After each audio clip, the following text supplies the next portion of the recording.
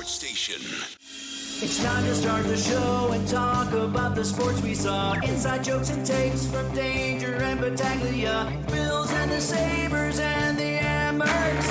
Who gave a microphone to these jerks? Gene's a big timer, a social misfit. Clueless to the title of the biggest buskeg hits. Chuck Munchie's goons have the last say. So thanks for your time, Mr. Mayo. Danger likes his cold ones and he likes his bears. But this is Rochester, Q Francesa. Oh, who cares? He's critical of Sean, he's critical of Alan. Of course he married Sandy, cause she's Italian. Welcome to the sports bar, that's where you are. Welcome to the sports bar, that's where you are. Welcome to the sports bar, that's where you are. With Danger and Battaglia.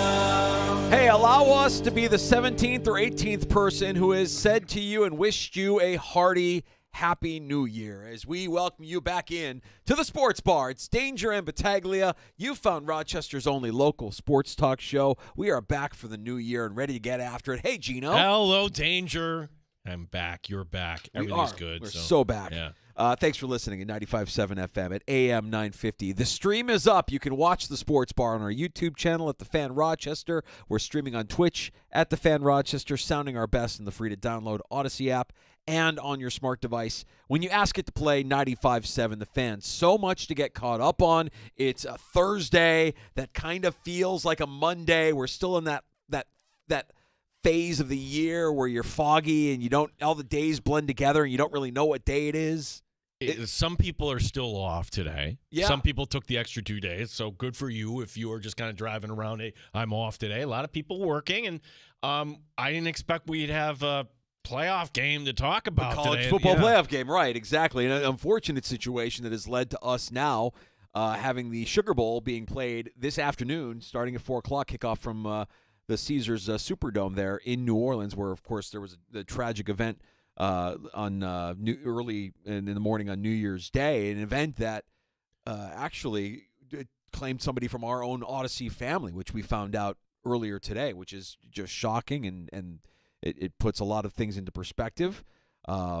But, you know, the heightened security and everything that's going into this afternoon's game, I'm sure everything that will go into the Super Bowl, another big event coming up in New Orleans here over the course of the next couple of months. And I imagine that everything will go off without a hitch this afternoon between Georgia and Notre Dame. This will be, I think, our most distracted show dating back to when the Mets were in the postseason, I would imagine, because we're both going to be. No, nothing is going to be as distracted as, oh, wait a second, Pete Alonso, what a danger. Oh, okay, you talk, okay, and go ahead, buddy. I'm watching the game. I mean, I'm careful with my words here. I want to say we're going to have a lot of fun, but we're also mindful that this game is on, not for reasons we want to kind of celebrate. That's right. We have a great show lined up for you this afternoon. Alex Brasky, our Bills guy from the Batavia Daily News and Bills Digest, will be stopping by the sports bar here later this afternoon at 4:25. I like Alex takes today. We should just abolish the Pro Bowl. Just be done with this. Like the announcement always puts people's minds on fire here. Oh, my gosh, how could it only be Josh Allen and Deion Dawkins? Do you not watch the games? Do you have never heard of Christian Benford? What about James Cook not get – This is exactly why it'll never go away. It'll never go away because it sparks this debate. It also, I would point to the week in between. Just look at the ratings, and you and everybody else will tune in at some point to watch some glorified flag football game. I want to see cornhole. I'm watching NFL players play dodgeball. That's what I'm in for. Alex will join us, and we'll talk about the multiple snubs, I guess you could say, from the Bills, if you want to view it that way. I think. I don't know. It feels like scorched earth if we talk about Pro Bowl snubs and MVP votes at this point, because nobody has a shortage of opinions when it comes to those two topics. It's to the point where the MVP conversation, I just don't want, which is bad being in this business here. I'm done talking about it. Just it gets people all riled up, and it's the point, Danger, where if I say something positive about Josh Allen, how do you interpret that something negative on Saquon Barkley or vice versa? I don't get it. Like, all these candidates are having great years, and it's just this is where we want the NFL to be. Just a lot of talent there. Dan Fates, the 13 Wham, and Buffalo Plus will be stopping by later on this hour as well. The Bills back on the practice field today. We have the injury report, updated injury report for Thursday. Yesterday just being a walkthrough. And some good news. While we don't expect to see a lot of the starters in New England on Sunday, nice to see at least Terrell Bernard trending in the right direction. Yeah, I think Bernard, it would be a surprise for me to see him out there for any extended period of time against the Patriots. This is going to feel like a glorified preseason game, as it should. The Bills have wrapped everything up, and for New England, sounds like they might be kind of doing the same, taking a look at different personnel. We do know Drake May will get the start, so it's one of those rare games in the regular season where wins and losses, okay, let's get on to the real thing. So I want to talk about, Dan, let's jump ahead here, though. Denver, Miami, Cincinnati. Who's the best matchup? Who's the worst matchup? What's the most likely scenario? I'm going to tell you why I think it's going to be impossible. You'll see Cincinnati and Buffalo. Because in order for that to happen, it's not. I could very easily see Denver losing to Kansas City, even with Carson Wentz, Danger. I cannot for the life of me see the New York Jets rising up in Week 18, a team where the bus is running, a team where you had DJ Reed last week in the locker room talking about free agency. Yeah. That normally doesn't happen with 2 games to go. I can't see the Jets rising up to beat the Dolphins. Can I interest you in Tyler Hundley starting at quarterback for the Dolphins to potentially make it a little bit sweeter? I don't know. I mean, if you're talking about the Dolphins, if you're talking about the Bengals, I tend to believe that the Bengals aren't going to beat Pittsburgh on Saturday. That Pittsburgh's lost 3 in a row and probably aren't going to lose 4 in a row going into the postseason. It's interesting how some teams have we're going to play no matter what. Detroit is that. But what if Baltimore's the first one up Saturday, right? So if Baltimore beats the Browns, that's it. They win the division. So if you're Pittsburgh, do you take that into consideration? I'm thinking not. I'm thinking Mike Tomlin is more the lines of Dan Campbell, like, hey, we're not playing well. Let's go get it. That's right. I mean, if you've lost 3 in a row and you're saying, oh, hey, congratulations, guys, you get to take the day off because we've lost 3. No, that's not. That doesn't seem very Tomlin-esque. So I think that might actually come to fruition before we even get to Saturday or Sunday rather. In the late afternoon on Sunday is when we'll get to see if Denver can actually beat the backups there in Kansas City and clinch their ticket to the postseason and a visit to Buffalo coming up next weekend. So Dan Fates, 13 Wham and Buffalo Plus. We'll break down playoff scenarios. We'll talk Bills coming up later on this hour. You can join us anytime this afternoon. The Good Smoke Barbecue and Pub Wingman line is open. 866-4FAN, 585-866-4326. Award-winning barbecue from Good Smoke Barbecue and Pub, 135 West Commercial Street in East Rochester, goodsmokebbq.com. And Gino, I know that we were off, but I didn't stop working. I had to compile my thoughts. I had to get everything in order, and we've begun an annual tradition. We started this last year, the end of the year last year for 2023. It's the annual Francesas. Now, if you're new to the show and you don't know what I'm talking about, let me explain what the Francesas are. The Francesas are a testament to some of the biggest moments that have happened in the past 12 months that a lot of us have totally wiped clean from our mental databases. Oh, who cares? Hence, they become a Francesa. Oh, who cares? Things that were big on the day where we were talking about it, but now now it's like, oh, okay. We moved on. Yeah, right. And it all stems from Mike Francesa and, being on the air and having a caller tell him about Stan Lee, and he had no idea. He had no idea what the caller was talking about. Eddie in Hoboken. What's up, Eddie? Hey, what's up, Mike? What's happening? Hey, Mike, Stan Lee died today. Did you ever meet the guy? What do you think of him? Stan Lee. Yeah, Stan Lee. I don't know who he Stan is. Lee? Don't know who he is, no. Jesus. Who is he? Who is he? Who is Stan Lee? He was one of the creators of Marvel Comics. Oh, who cares? I mean, I'm sorry, I'm not a comic book guy. Is that who he is, Stan Lee? The guy He created Spider-Man. That was his big thing. Created Spider-Man? Sorry. I never was a comic book reader as a kid. I apologize. Never. Love it so much. Oh, who cares? A man died. Yeah. Oh, who cares? Eddie in Hoboken's reaction, I think, is my favorite. Jesus. Oh, who cares? This is a long and lengthy list. I'm going to need a little bit of room in the 4 o'clock hour. Also, too, like, I wish you a long and happy life, Mike Danger. But, like, somebody, hey, Mike Danger died today. Oh, who cares? Yeah. What are your thoughts, Mike? Do you have any thoughts on Stan Lee passing away? Oh, who cares? Unbelievable. So we will recap the year that was, the 2024 Francesas. We'll recap some of those moments, massive moments in our world that we have almost completely wiped clean from our mental databases. There's just too much going on constantly, all the time. And it's all eating up real estate in your brain. We'll jar your memory a little bit with the 2024 Francesas coming up. I look forward to that. It's one of our benchmark kind of segments every year. What way to kind of kick off the new year? We got time for your calls, too, 866-4FAN, 866-4326. You got it. All right, so we'll talk to Fatesy, we'll talk to Brasky, some of what we need to get caught up on here. And I know that this is old news at this point. I mean, the Bills handling the Jets last weekend in just a fashion that makes you wonder, everything we knew about the Jets or thought about the Jets was confirmed. That's a team that is a lost ship at sea, and you could say the same thing about the Patriots here coming up. We don't really know what their future is going to look like here, especially if Buffalo goes in there with their second stringers and third stringers and wins that game. You have to certainly put into question whether or not Gerard Mayo is going to be the guy in the future. And I don't know, man, I'm wondering about Miami as well. Like, if Miami misses the postseason again, are you looking at a division here where the Bills really are doing to the rest of the division what the Patriots did throughout their dynasty and just holding everybody down? It's not even close. Well, let's start with the Jets, because you and I were off Monday. And we've been saying this all along, but it is so clear now. Like, the Patriots are still, there's a big gap, but they are the closest in the division to the Buffalo Bills. Like, for the Jets, and you have these unconfirmed reports that they're going to move on from Aaron Rodgers. Like, honestly, who cares? Bring Rodgers back. In the end, he's going to be 41.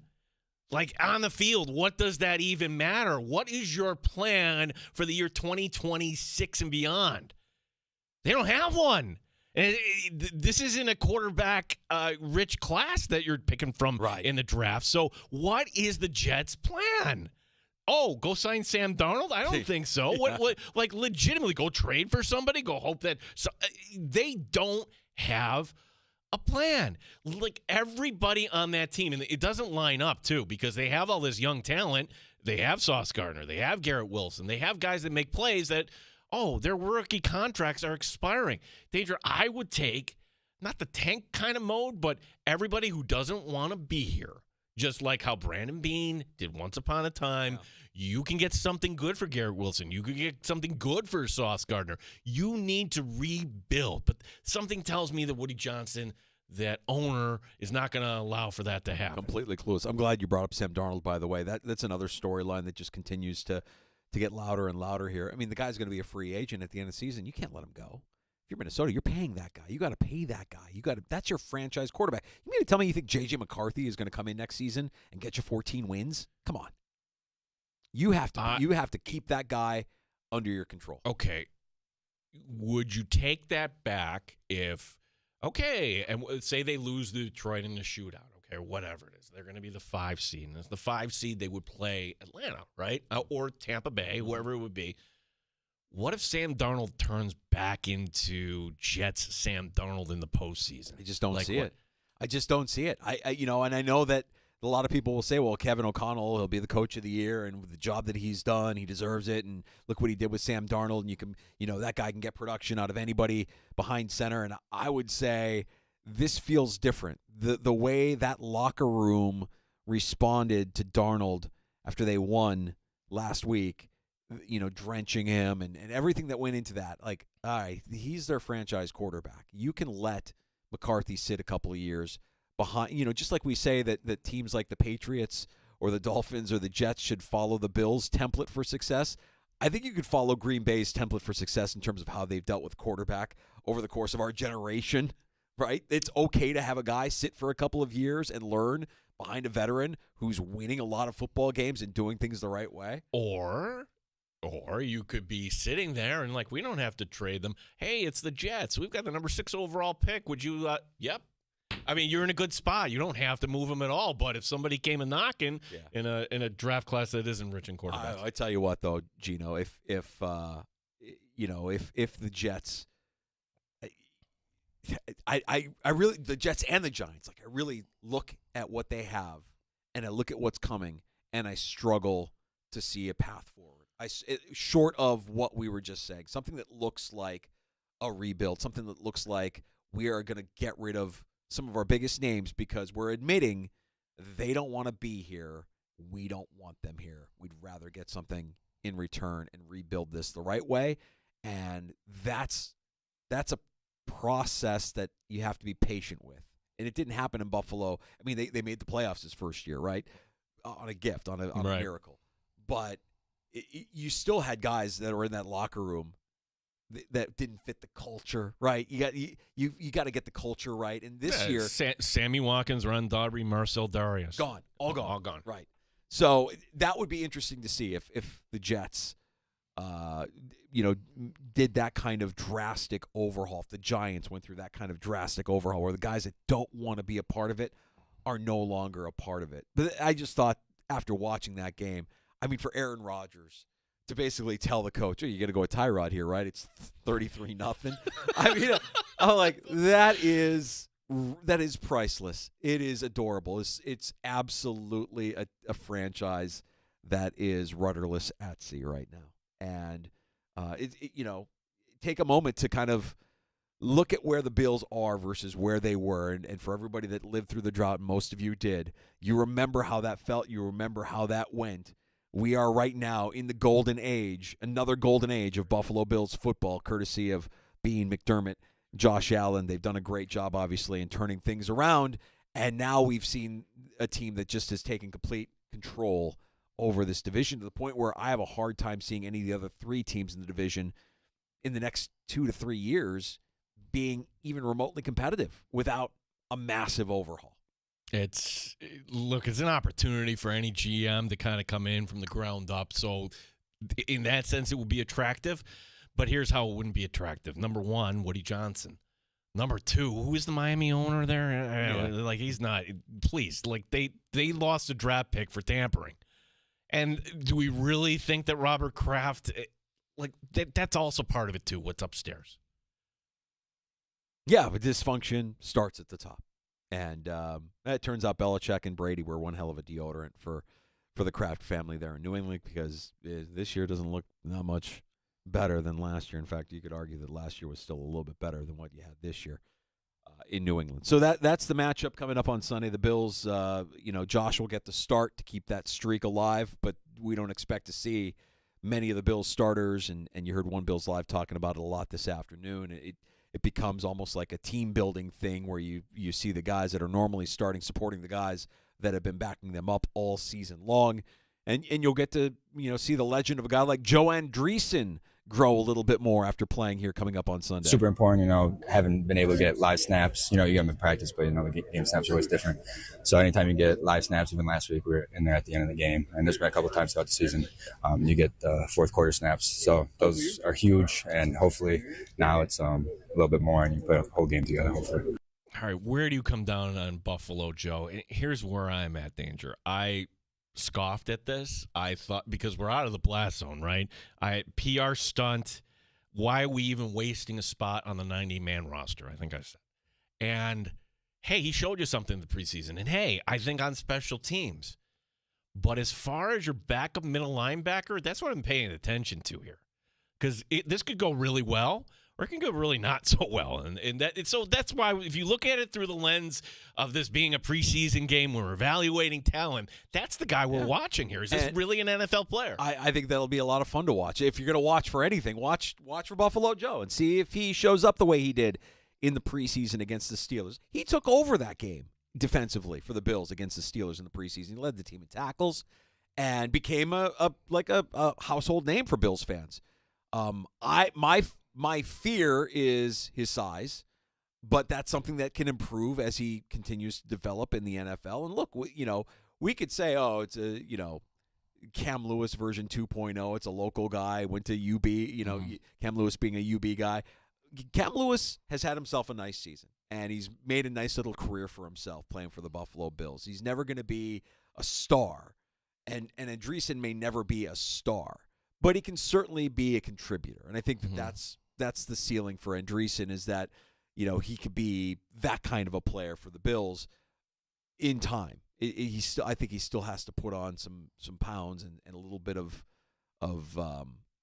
weight, because if the Bills have shown anything defensively, and they get against a team with size and physicality, they get thrown around a little bit. That's why what you saw against the Jets, and I saw, hey, the Bills' defense is bad. Sure, the Jets are, I suppose, an NFL team, but when A.J. Epineza goes in unblocked, crazy. It's like, wait a second. How can you miss that assignment on your own goal line? Yeah. I'm not putting too much stock into that. I'm sorry. Well, we have plenty to check out this weekend in the NFL as far as playoff seeding is concerned, and who the Bills will end up hosting come next weekend.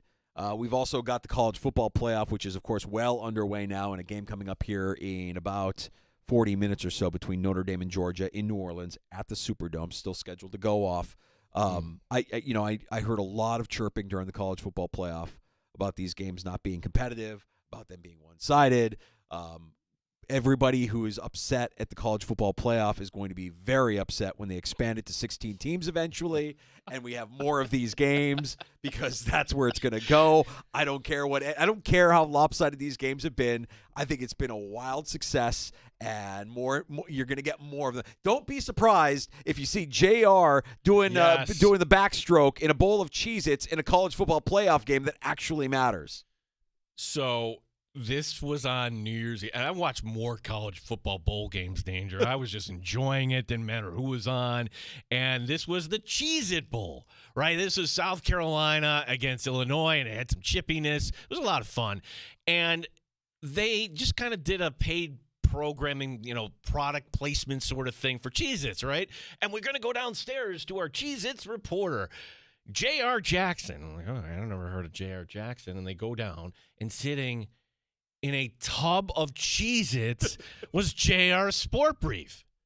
His real name, J.R. Jackson. I'm like, I texted Danger right away. I'm like, are you watching this? But you weren't watching it. You were watching it on delay. I was delayed. I didn't realize that my daughter had recorded it by accident, and I thought I was watching it live. And then I looked at the clock, and again, we're in a haze this time of year. I don't even know what time of day it is. Today is Thursday. Yeah, it feels like a Monday, but it's a Thursday. And so at the time that you texted me, I'm like, oh, wait, did I miss that? What happened? And then, no, it turned out I was just like an hour and a half behind on watching that game. But sure enough, there's JR. And I guess my point is that the Cheez-It Bowl in the future could very well be a college football playoff game. Don't be surprised if they take what they've got this year, make some adjustments. You could say that the way it was seeded was maybe, worthy of some improvements. But I think it's great. I love it, and I think we're going to get more of it, and I think if there's money to be made, they will make it.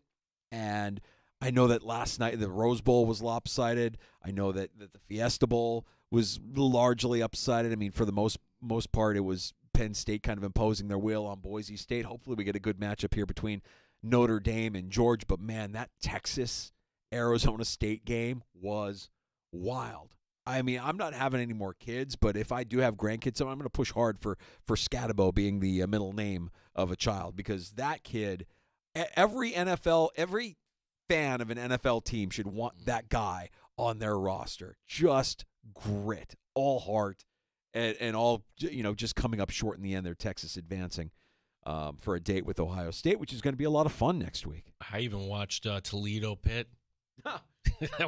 6 overtimes, Danger. Don't laugh. I know. Don't laugh. Toledo stormed the field twice. They hadn't won the game yet. Third time they won it.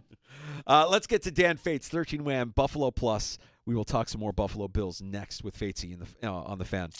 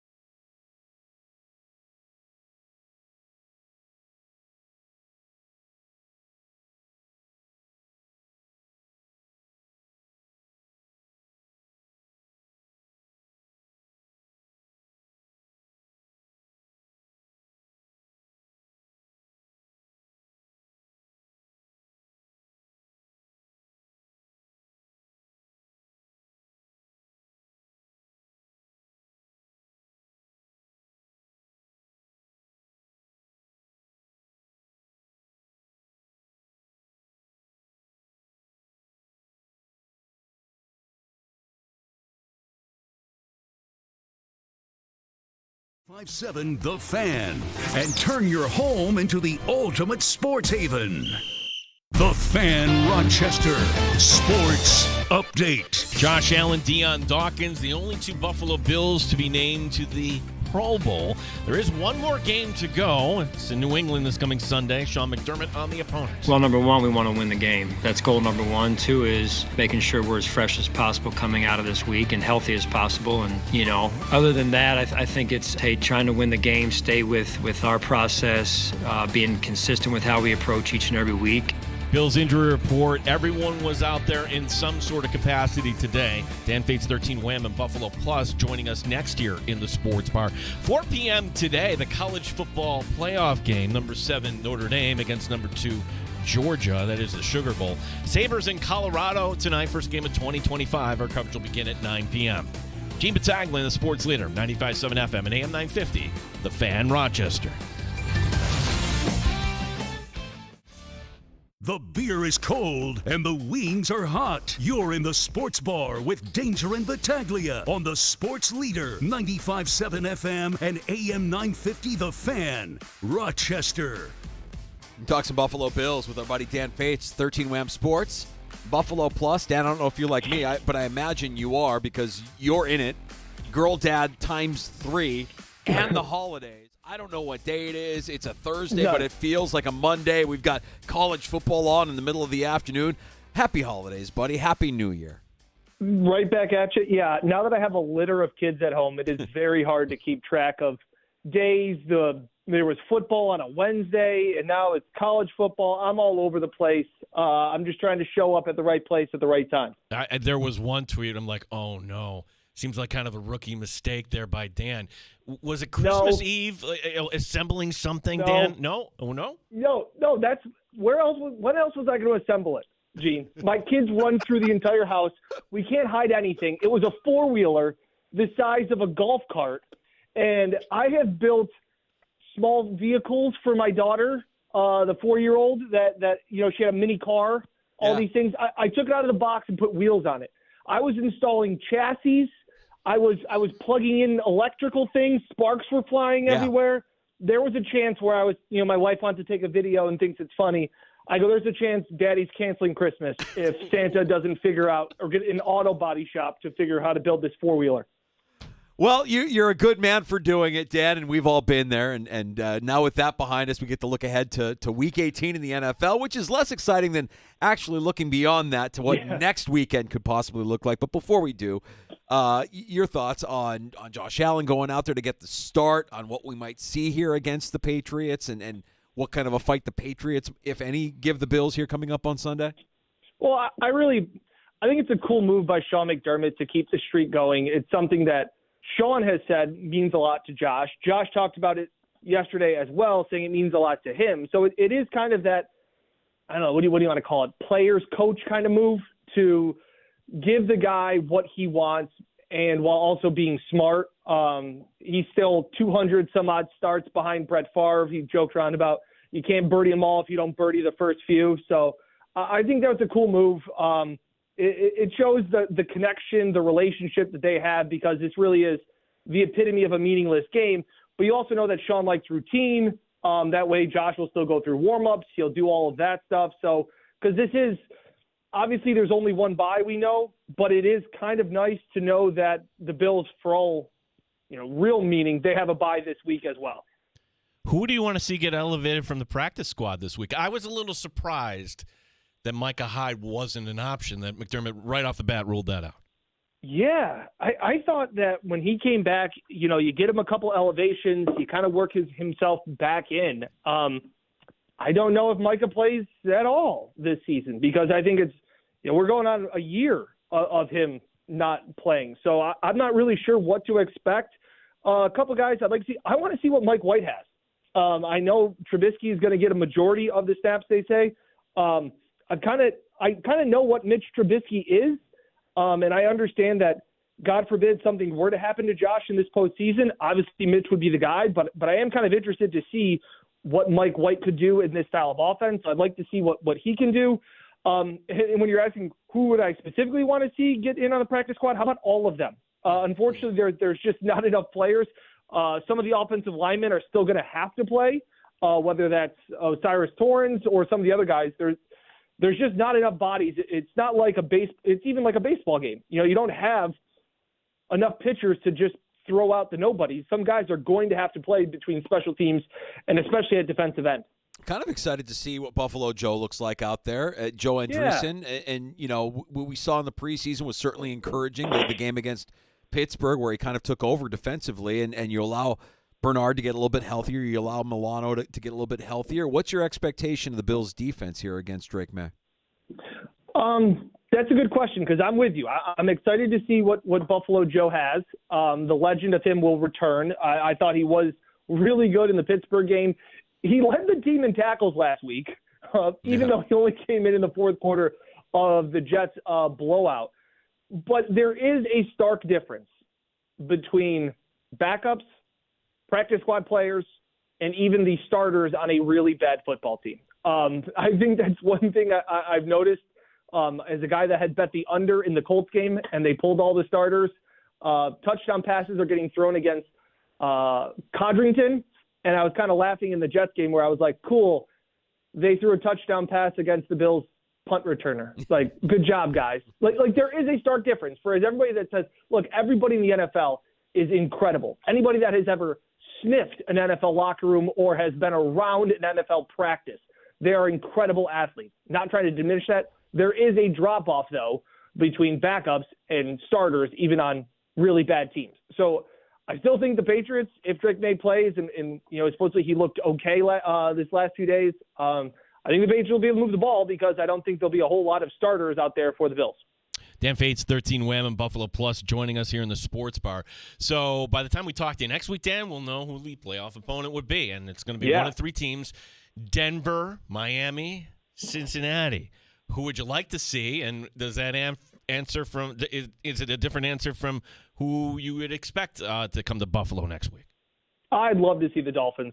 I think that there's one team that Josh Allen and the Bills have owned, and you get them in outside in a somewhat chilly day, and that is coming from a guy who I've said it time and time again, I still like the Dolphins. I think they have just had a snake-bitten season. Like there are times I heard that is McDaniel on the hot seat. They've had a season from hell. They have just had injury after injury.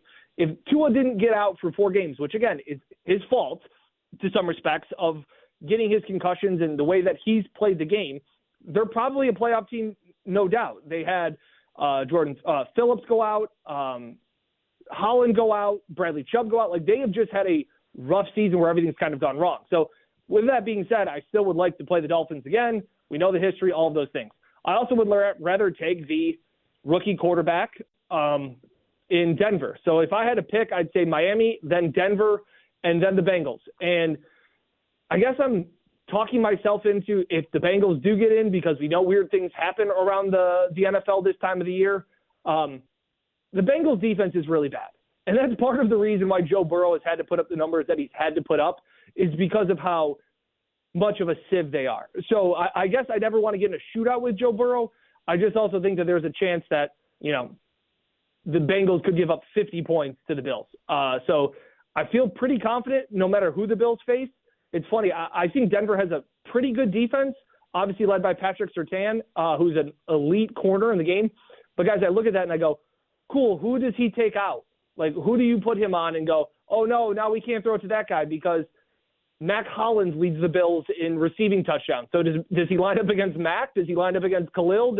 There's so many guys where it's like a number one corner doesn't necessarily scare me for defense because the Bills don't really have a number one wide receiver, and it's been really good without it.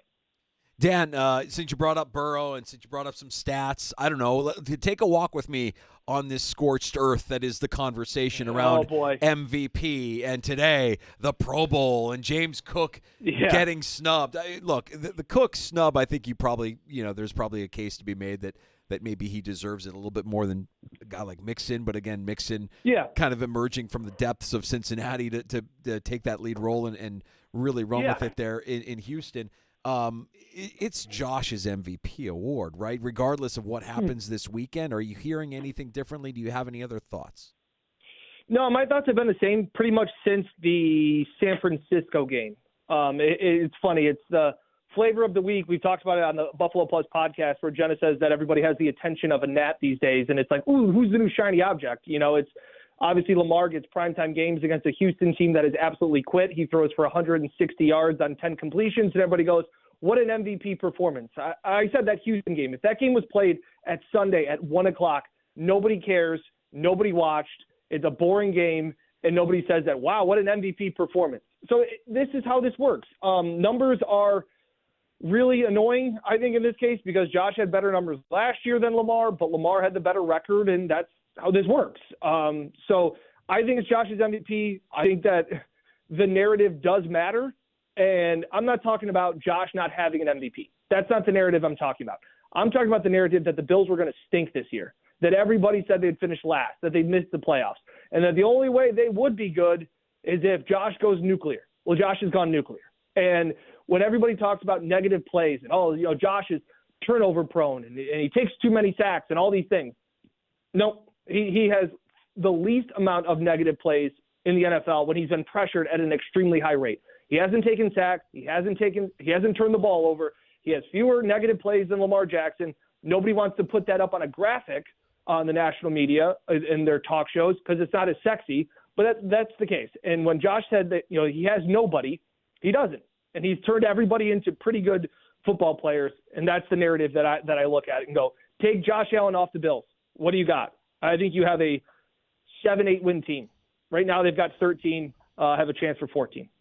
Dan, let's play a little game here. So by the time we talk next week, you would assume there'd be a lot of moves. They call it Black Monday, the firing in the NFL. You tell me if these head coaches are back. Ready?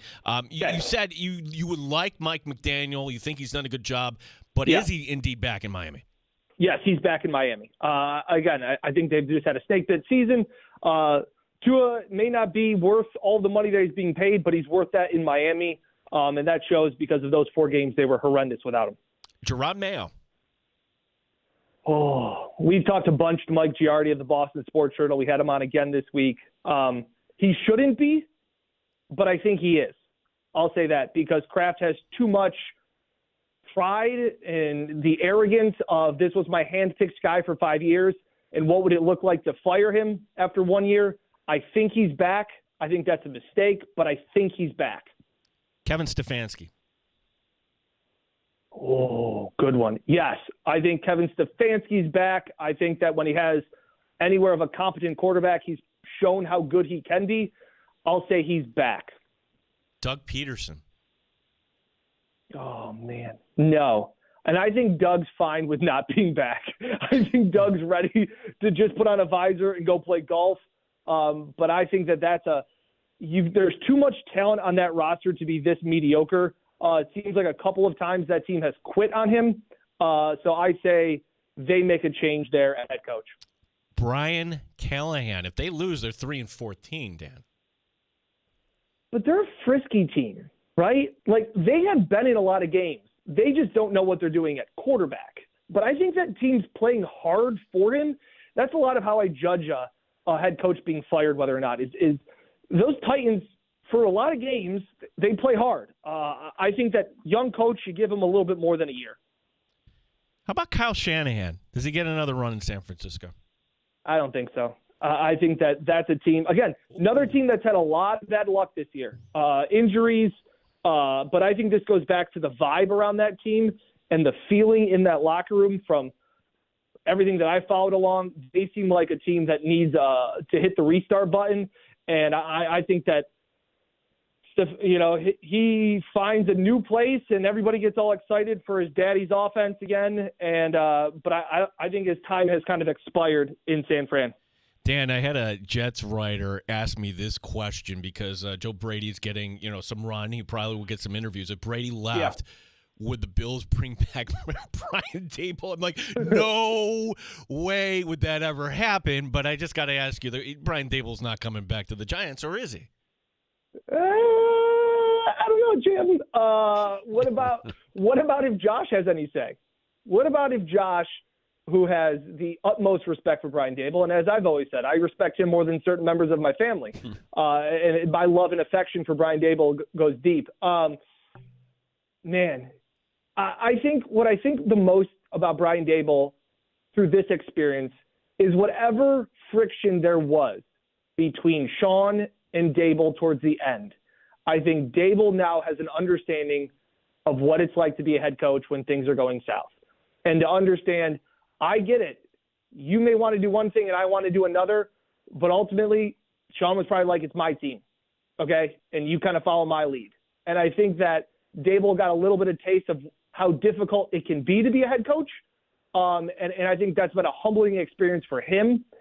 So I would love him back, but I'm sure Josh would. I don't know that relationship and where it is with Sean McDermott. I'll say that.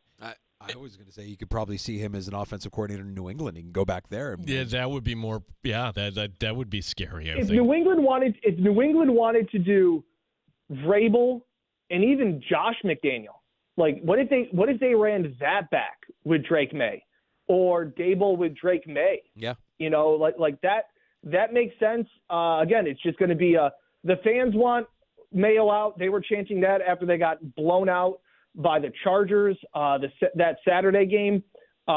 It's just a matter of if Kraft can admit after 1 year, I made a big mistake and we'll move on. It's a bad look for an organization and for an owner to handpick your guy 7 years ago on a retreat and go, he's my guy in waiting, and he gets a chance and he totally fumbles the bag. So it's a matter of, will you admit you're wrong when you're wrong? Two more for you. The Eagles, I'm assuming Sirianni would be back if you go 13-4, let's say. But why is there so much smoke around this team, Dan? That is a good question. That has the vibes. I mean, it's better. Winning cures all. Philly's a tough market to be in. I think that, unfortunately, Sirianni gets in the mud a little bit too much, whether it's him arguing with guys on the sidelines and things like that. That team still seems to fight, and especially coming off of what last year was and the disaster it was, the Super Bowl hangover, whatever you want to call it, the letdown at the end of the season. I think he's done enough. His winning percentage, his wins overall, I think he stays, but there will always be a hot seat underneath him. And then if the Cowboys lose at home to the Commanders this week, and it wasn't that long ago, the Cowboys had the longest home winning streak, they'll have a home record of 2-7 this year. Does that cost Mike McCarthy his job? Well, McCarthy is a free agent, correct? Like his contract's up. So it's just a matter of if they want to bring him back or if McCarthy wants to go somewhere, I don't know, the Bears or somewhere like that. I don't know. Like it's a matter of Jerry he used to be a guy that fires his coaches at a blink of an eye if they look at him the wrong way, but he's been pretty loyal. Think about how long he kept around Jason Garrett when that ship kind of sailed. You lose Dak. It's always weird to judge a head coach when you lose your quarterback for the season, but they were bad before that. The defense has been a disaster. That one's a true coin flip because I can see it going either way. Dan, speaking of free agents, not talking about a coach, talking about a guy that will be a free agent quarterback at the end of the season. It's a guy that I think a lot of people left for dead but had his career resurrected. We've been saying it all year. I mean, Sam Darnold looks like the real deal. And if I'm Minnesota, my opinion is you do everything you can to lock him up and not let him hit free agency or at least work out a deal where you make it real tough for him to say no to coming back to Minnesota. What's your take on what Darnold should do here this offseason? Yeah, the Vikings can't let Sam Darnold go for whatever it is, whether it's a franchise tag, whatever it takes. You saw that locker room reaction of him coming in after the Packers game. He has resurrected his career. Kevin O'Connell deserves to be coach of the year. If that was another team that was supposed to be a 6-7 win team that is, has a chance for the 1 seed, you just can't move on from Sam Darnold, what he's done. He has shown why he was a 4th overall pick. Like he's still not that old. Like I'm not saying you give him $60 million a year. I think it's pretty nice to be able to throw to Justin Jefferson and things like that. But he has shown that he can lead a team, can make throws. He's not solely dependent on a running game. He's been a really, really great story. And I just don't see how you can move on from that for what he has done this year. Dan, last one from me, and I know you probably don't know the answer to this, but we're all going to be paying attention Sunday night. Okay, where are they going to put the Bills against I mean, do you guys get any insider requests or anything like that? I mean, because I would think that, or you just there's no advanced kind of tip that where the Bills are going to land, right? No advanced tip. We talked to some people, and one person came up to me on the sideline and goes, "Hey, the Bills could play. The Bills could be playing on Monday night, or they could get the Monday game." It's like, yeah, they could get the Saturday game. They could get what? It all depends on the matchup. I don't think Bills Broncos is a sexy matchup. You give me Bills Bengals, that's a sexy matchup. The NFL wants, it's who are the Eagles going to play? Could it be whatever? So I think when the dust settles and we kind of get to see the layout, you'll have an idea. If there's anything we do know, it's that Josh Allen can turn a Patriots game into a national TV game. So the NFL loves Josh. Could it be Steelers-Ravens? That's going to be a marquee game. How this all shakes out, it will be interesting, but we have no advanced knowledge, no. Dan, what are you and Mike and Jenna working on at Buffalo Plus we could check out on the channel here in the coming days and weeks? Yeah, Jenna's getting a little time, some rest and recovery. She's actually in the Cape Cod area now, seeing some family, because I don't know if you know this, I had a litter of kids. So she was really helpful there. So Mike and I are holding down the fort. We all caught up before Jenna left with Mike Giardi of the Boston Sports Journal, all-time guest. And again, usually we preview the game, right? And 2 weeks ago, we had Giardi come on and just for 30 minutes bash the Patriots. So it's not that long. So we kind of shifted on. He covered the NFL for a long time, NFL Network, knows the AFC East, knows the landscape, talked MVP, talked what he has seen, the changes he has seen in Sean McDermott this year, that the matchup that they could possibly be, their Super Bowl chances, all kind of around the NFL. He's an all-time guest. It's one of the best pods that we do. Our best guest is with Giardi. Dan, keep up the great work, and let's talk again next week. Sounds good, guys. Thanks, Dan. Dan Fates, 13 Web Sports, Buffalo Plus, joining us here in the Sports Bar to break down not just the Bills and this weekend's matchup, look ahead to the postseason and the offseason here. I mean, you're right. By this time next week, there are going to be plenty of openings in the NFL for us to be discussing. Yeah, we're going to talk to Lee Steinberg, agent, because he's been on the other end of that. I'm just curious, like when a coach knows when do players kind of grease the skids there a little bit too? I mean, there's a lot of things kind of moving there. About that playoff schedule, and you may not know this, the triple header this year, it's not on Sunday. It's on Saturday. So it goes 1 o'clock, 4:30, 8 o'clock on Saturday, and then Sunday, there's no 1 o'clock game on your birthday, buddy. See, I remember that. 4:30, and then 8:15, and then you get the Monday night game. What Dan said, though, the Monday night game, because everybody wants their destination, that is always kind of reserved for a 4-5 matchup, because the 4-5, you're already predetermined the winner of this would go, to number one. Right. Got it. Okay. So we'll await that word here coming up later on this weekend. Of course, lots of NFL action to get to between now and then. We've got college football quarterfinal still to be played here this afternoon. We're going to keep tabs on Notre Dame and Georgia from the Sugar Bowl and in the Caesar Superdome in New Orleans. We have time for your calls at 866-4FAN. Alex Brasky will talk some more Buffalo Bills in the 4 o'clock hour as well. And before we get to break, Gino, who's hot and who's cold in fantasy football? Well, fantasy football. And again, I want to know the league that's still playing here. Do we know any leagues that are still I don't playing? know that there. I mean, we should raise a glass to fantasy football champions far and wide. Yeah. A lot of championships were won. I know as commissioner of one league, I was dishing out some payments. Unfortunately, I wasn't one of the payments being received. I wasn't paying myself. Our old operations manager, Buffalo Bob, finally got over in our league and has himself a championship. He's been in the league. He's one of the original guys in the league. Never got over. Finally got his first. Well, I am going to give an MVP. I'm going to do it a little different this league, like who's out, who's cold. Most valuable and most disappointing, and see if you agree with me on this. The most valuable, and again, it's different in fantasy, right? The fantasy points between a Josh Allen and Lamar Jackson, not so great. The fantasy points between the top running back and somebody mid, you got to give it to Saquon Barkley. Barkley, the first running back to go for over 2,000 since Derrick Henry. 15 touchdowns, would have been more had he played in Week 18. But, again, that doesn't matter in the fantasy terms. Most disappointing player, I would say a wide receiver that even though he was entering the year as a 1B, was drafted as a number 1 in fantasy and was cut by many teams. 54 catches, 2 touchdowns for Jalen Waddle. It was just a 0 this year. It's never too early here to look ahead to 2025. Do you want to take a stab at Michael F. Florio's top 5 in his 2025 fantasy mock draft? Well, is it because there was a graphic he put up, and it was did he have Christian McCaffrey as? No. Okay, that was entering. No, I don't know. Okay, all right. So we'll go 5 to 1. Okay. Number 5, Saquon. 4, CeeDee Lamb. 3, Bijan Robinson. I like Bijan with Penix starting at quarterback. Justin Jefferson 2. Number 1, 1.1, Jamar Chase.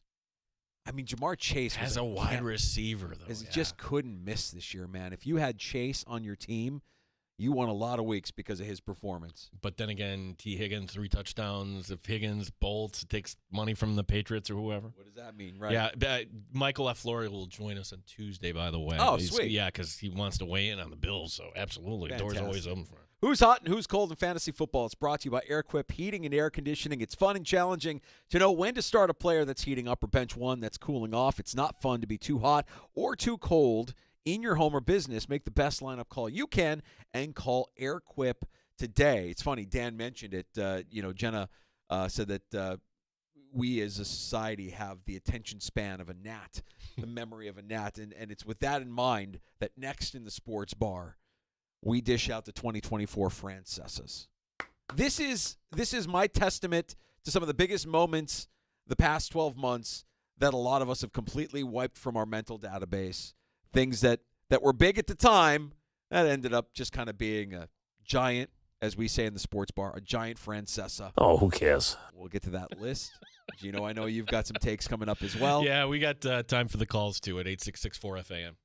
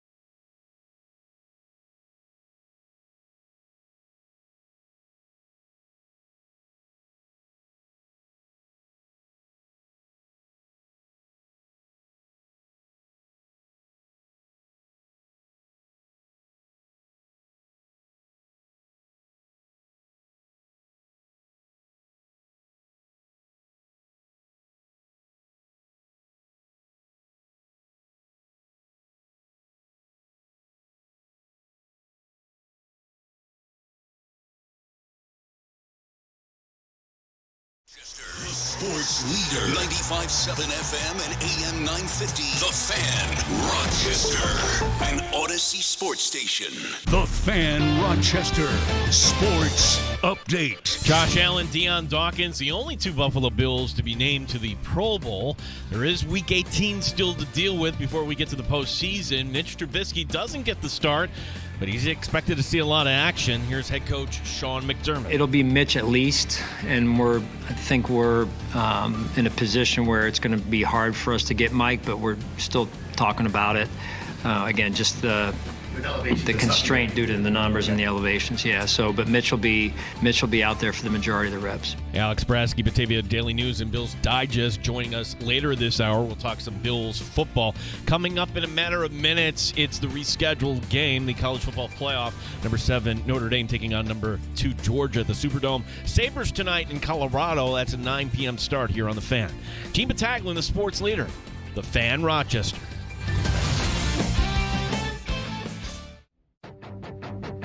The Sports Bar with Danger and Battaglia. Touchdown! He's got it! Patriots! Touchdown, Josh Allen!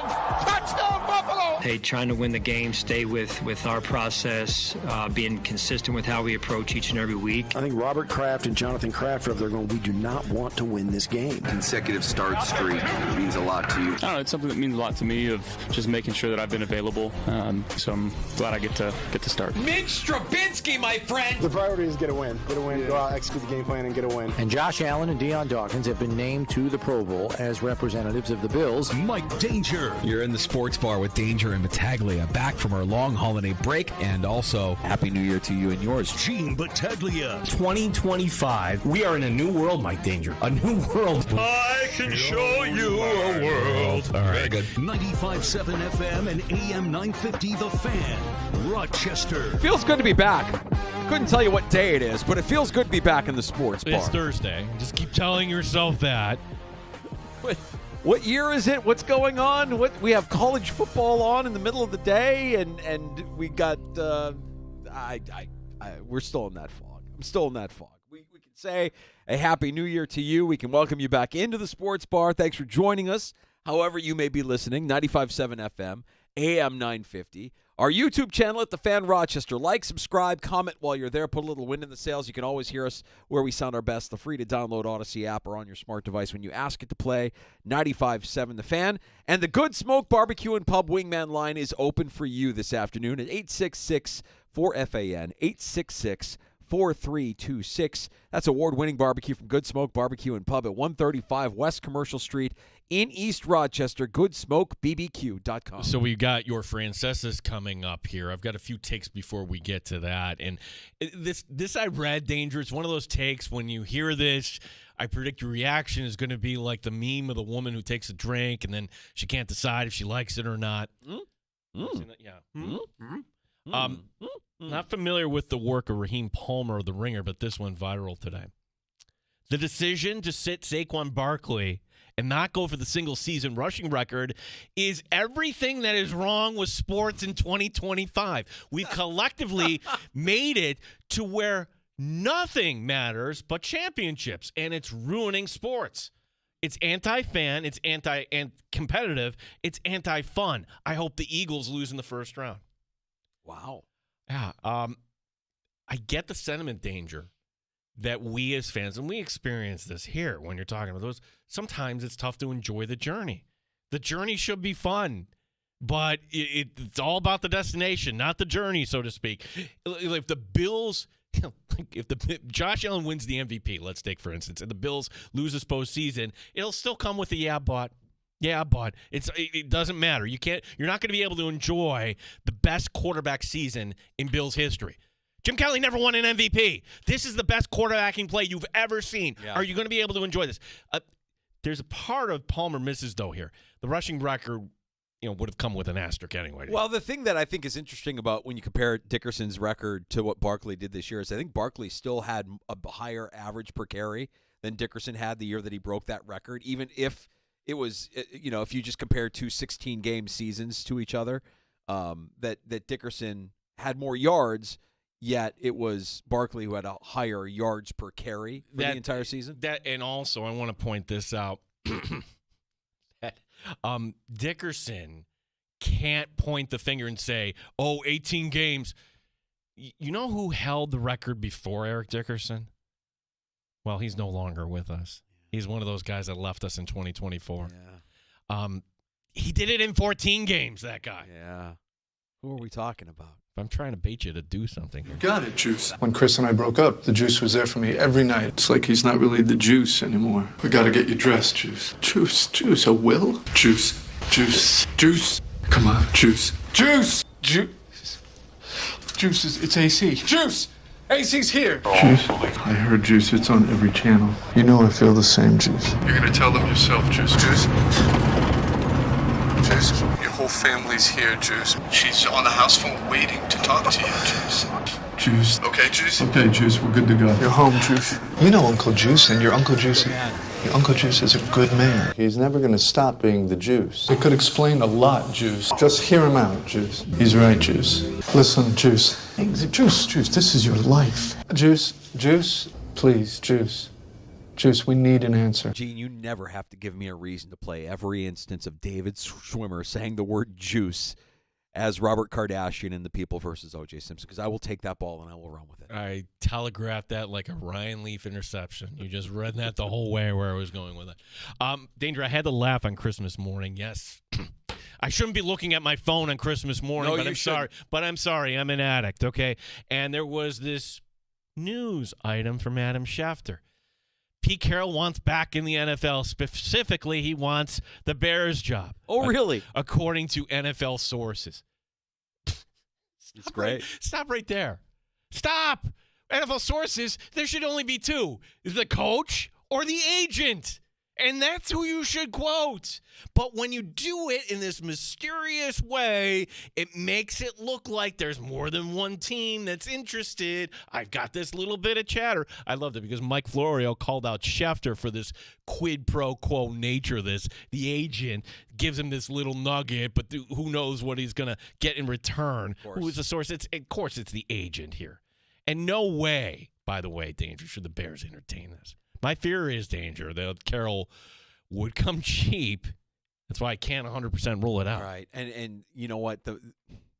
By this time next week, we will have a lot of job openings and a lot more options available to teams. And it's funny, as we were talking with Fatesy last hour, and he was giving us kind of like you were going through all the list of coaches that could potentially be looking for work next year or who might be back with their team, who might not be. I don't want Mike McCarthy. No, you shouldn't. I don't want Pete Carroll. But if what Fate says happens and Shanahan is out in San Francisco, all day, sign me up. Then why, okay, this is the Chicago sports radio topic you were telling me. Then why not flip a second-round pick and get your guy? Why not do that? I think you need the draft picks. I think you need to build a line around your franchise quarterback. You need the draft picks. But you do not need Pete Carroll at this stage of his life, at this stage of his career. I know he's got a great resume. No, thank you. No, thank you. I will take Ben Johnson. I will take Mike Vrabel. I would take John Gruden. I would not take Mike McCarthy. I would not take Pete Carroll. And if somehow Shanahan is no longer in San Francisco, that's the guy I want. I always ask myself this time of year, if a coach is let go, you can kind of determine his worth, his value, based on whether or not another team would hire him right away. Like, I think San Francisco would be nuts if they moved on from Shanahan. Now, maybe Shanahan doesn't want it anymore, but it's like when Reed got let go from the Eagles. Yeah. Okay, he got let go from the Eagles. He didn't have to wait long to get another job. If Bills fans might not like this, if Sean McDermott were to get let go at the end of this season, if it doesn't go well in the postseason and everybody it's spectacular fashion, as the Bills only seem to lose, and everybody's going to be calling us up the day after going, this guy needs to go. This is unbelievable. Got news for you. If you let go of Sean McDermott, there's going to be a half dozen teams licking their chops. Kevin Stefanski is another one. If Kevin Stefanski is let go by the Browns, hey, that would be a huge mistake. It really would. That's the Browns being dysfunctional and another team. And I would take Kevin Stefanski in Chicago. In a second, I would take that guy. Would you take Sean McDermott in Chicago? Yes. Yeah. I absolutely would. No questions asked. But there's a handful of guys, and Carroll is one of those guys where it's like, when I saw that report, I'm like, no. Please, no. No, but you get the – come on. Adam, really? Really, according to NFL sources? Yeah. Well, he'll get his back in return with doing the solid for the agent. The agent will give Adam a little scoopage when Adam needs it, and he'll beat out all the other beat reporters. Mentioned it last hour. Dan Fates was on, and I love what he said about Jenna Cottrell from 13 Webs. You know, we live in a society where everybody has the attention span of a gnat, and it's with that in mind that we reflect on the year that was 2024 and some of the biggest moments that have occurred in the last 12 months that, as of today, we've probably wiped clean from our mental databases.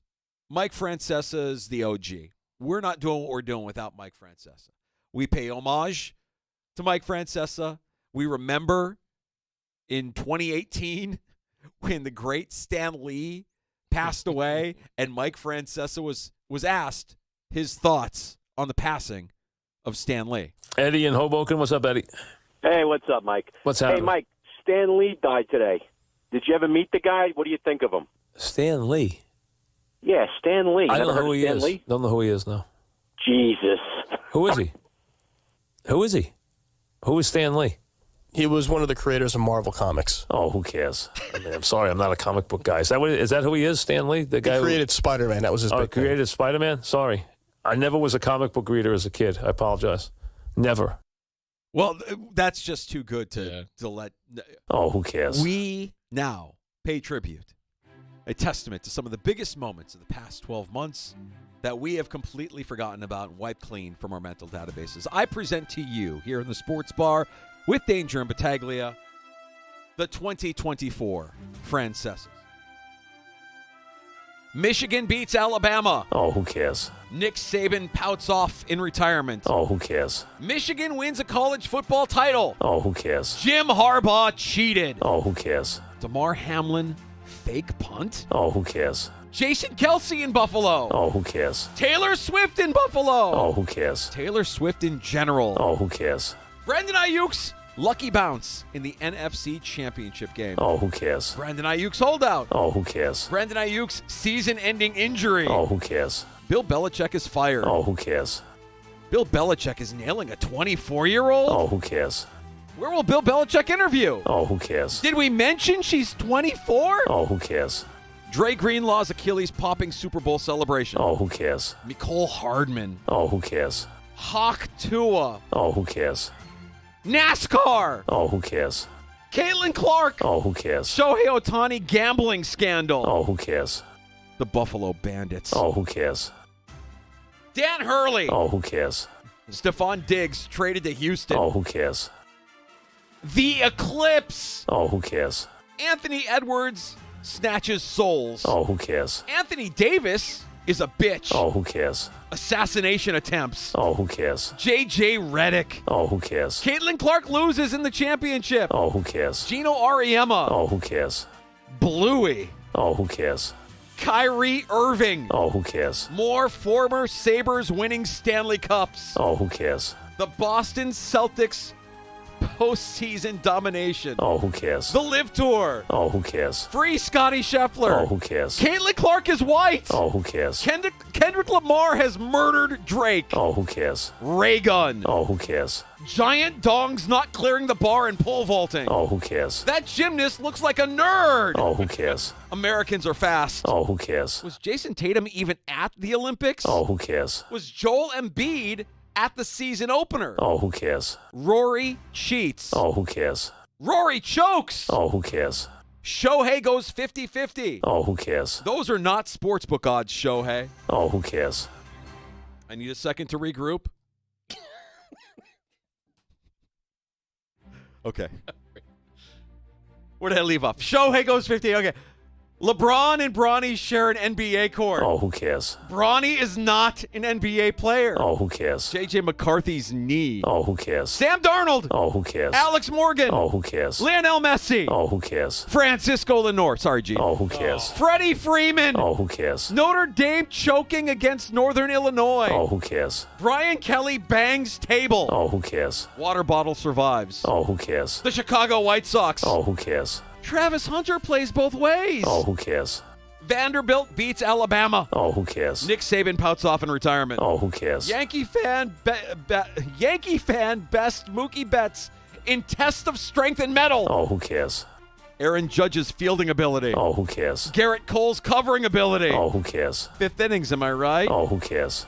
Aaron Rodgers. Oh, who cares? Robert Saleh. Oh, who cares? Joe Douglas. Oh, who cares? Woody Johnson. Oh, who cares? Woody Johnson's kids. Oh, who cares? Madden ratings. Oh, who cares? Hail Marys. Oh, who cares? Deshaun Watson is terrible at life. Oh, who cares? Jameis Winston is happy and grateful. Oh, who cares? Still not a good quarterback, though. Oh, who cares? Jake Paul beats up an old man. Oh, who cares? Saquon Barkley's reverse butt hurdle. Oh, who cares? Snow games. Oh, who cares? Snow angels. Oh, who cares? Attractive CEO murderers. Oh, who cares? Michigan beats Ohio State. Oh, who cares? Flag planting. Oh, who cares? Field rushing. Oh, who cares? Court storming. Oh, who cares? Moo Dang. Oh, who cares? Juan Soto is a Matt Gene. Oh, who cares? Giannis wins the NBA Cup. Oh, who cares? It is not a failure. Oh, who cares? Michigan beats Alabama. The sequel. Oh, who cares? Bill Belichick coaching at North Carolina. Oh, who cares? Did we mention she's 24? Oh, who cares? The 2024 Francesa.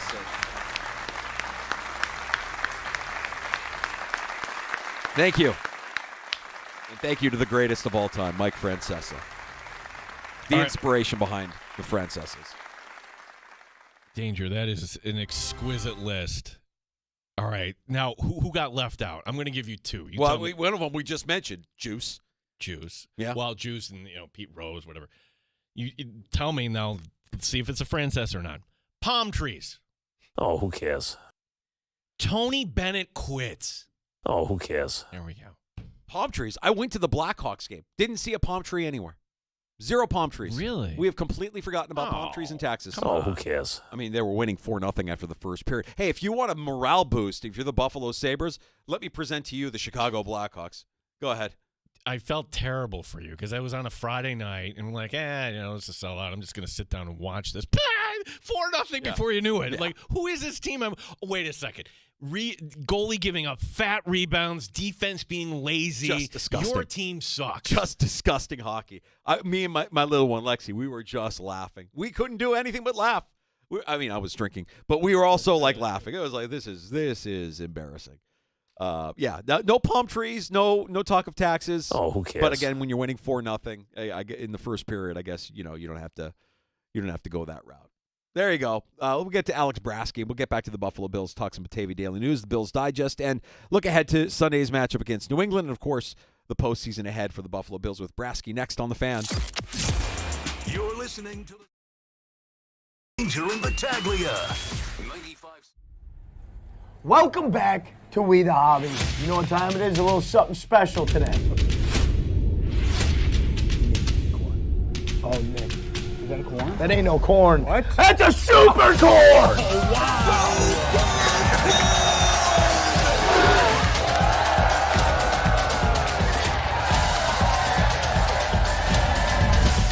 Visit us at 23 Arlington Street in Rochester.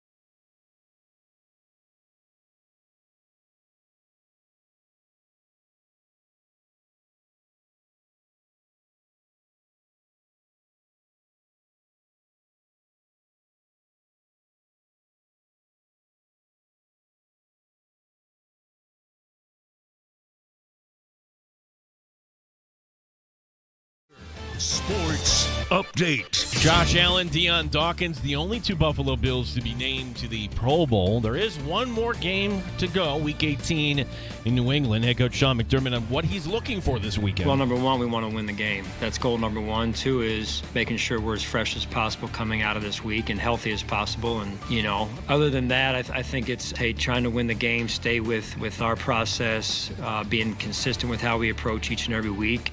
Alex Brasky, Batavia Daily News, and Bills Digest joining us next here in the Sports Bar. College football playoff, the rescheduled game going on right now. Number 7 Notre Dame taking on number 2 Georgia. There is no score in the first. Georgia with the ball in Notre Dame territory. Tonight, the Buffalo Sabres with their first game of the calendar year. They're in Colorado. Our coverage will begin at 9 p.m. Gene Battaglia, the sports leader, 95.7 FM and AM 950, The Fan, Rochester. They've raised the bar on Rochester Sports Talk. You're in the Sports Bar with Danger and Battaglia on the Sports Leader, 95.7 FM and AM 950 The Fan, Rochester. So TB will not practice today. What is Terrell dealing with? A leg, like a quad, to be more specific. Yeah. Not having during the game. Yes. Yep. It was Sean McDermott yesterday, if I'm not mistaken. Terrell Bernard missing yesterday's session, back in a limited fashion today. Not expecting to see him against the Patriots this weekend in a game that is largely meaningless for the Buffalo Bills. Alex Brasky, the Batavia Daily News and Bills Digest, stops by the Sports Bar now to talk some Buffalo Bills. And Alex, I guess the good news that Bernard is limited and maybe trending in the right direction, not for this Sunday, but maybe for next weekend when you need him most in the postseason.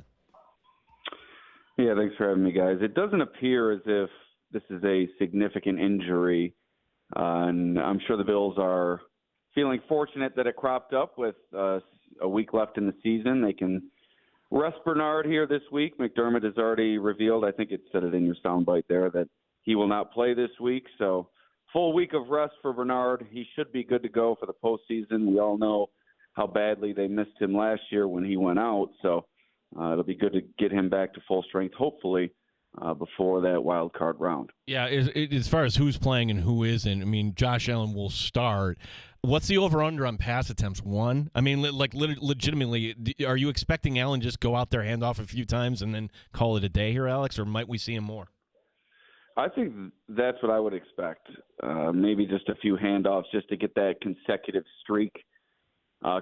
start streak extended. It's at 114 now, including the playoffs. He already mentioned how important that is to him. Maybe not so much the stat itself, but just the thought of being out there for his teammates week in and week out. He knows he's really a long way away from ever reaching Brett Favre's record. I think it's upward of 300 consecutive starts. I don't know if one of you could correct me on that. I know that Danger watched plenty of Brett Favre starts and most of them victories over his Chicago Bears. Couldn't see him through the tears, but thanks for bringing it up, Alex. Yeah. Right. That's neither here nor there, I guess. But, I don't think that we'll see him drop back to pass often, if at all.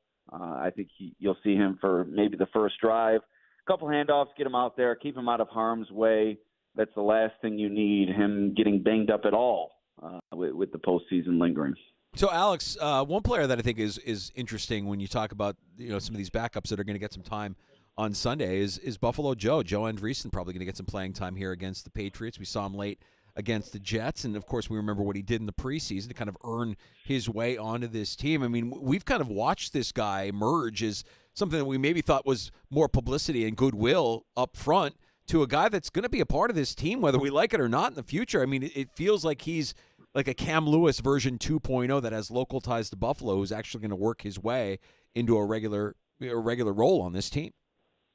Absolutely, and Sean McDermott said as much on Wednesday during his press conference. He said a lot of people viewed this as a PR thing, and while it's good for the city of Buffalo, it's great for the franchise to have a hometown kid, somebody who grew up going to Bill's training camp, rooting for the team. Matt Milano was his favorite player before he became an NFL player. So it is a great PR thing for the team. But Sean McDermott also said that Joe Andreessen has earned everything he's gotten on this team. And while it hasn't been a plethora of defensive snaps, when he's been out there, he's really earned his keep. He led the team in tackles with 8 against the Jets, and that was largely in second half action. So this is a player that's working his way up in the ranks, as he really looks up to Terrell Bernard, wants to become like him in the future. And I'm not sure if he'll ever unseat Bernard with the way that Bernard's career trajectory is going, but he could certainly turn into a quality depth piece for the Bills, similar, as you said, as Cam Lewis has been for the secondary on special teams. And as Sean McDermott alluded to, it's just a great story for the Bills as well. A captain this past week against the Jets. We asked him about that yesterday, and he said he was nervous. He was asked to speak to the officials, and he didn't want to screw that up. So just great moments all around, and they continue for Buffalo Joe. As humble as they get, a great guy to talk to. Yeah, Alex, this is kind of a preseason, glorified preseason game, if you will. We'll get to the playoff stuff and the Pro Bowl stuff here in a second, but if there is one concern I do have with the Bills is, all right, if they face a running back like a Derrick Henry this postseason, or Isaiah Pacheco, or anybody on the outside, where Matt Milano, he's doing some things well, but then you see a play where he just can't get to the edge there like he used to. So how would you assess the situation with Milano, as well as might we see a little more Dorian Williams, or should we just kind of expect Milano first and second down and Dorian Williams coming in on obvious passing downs?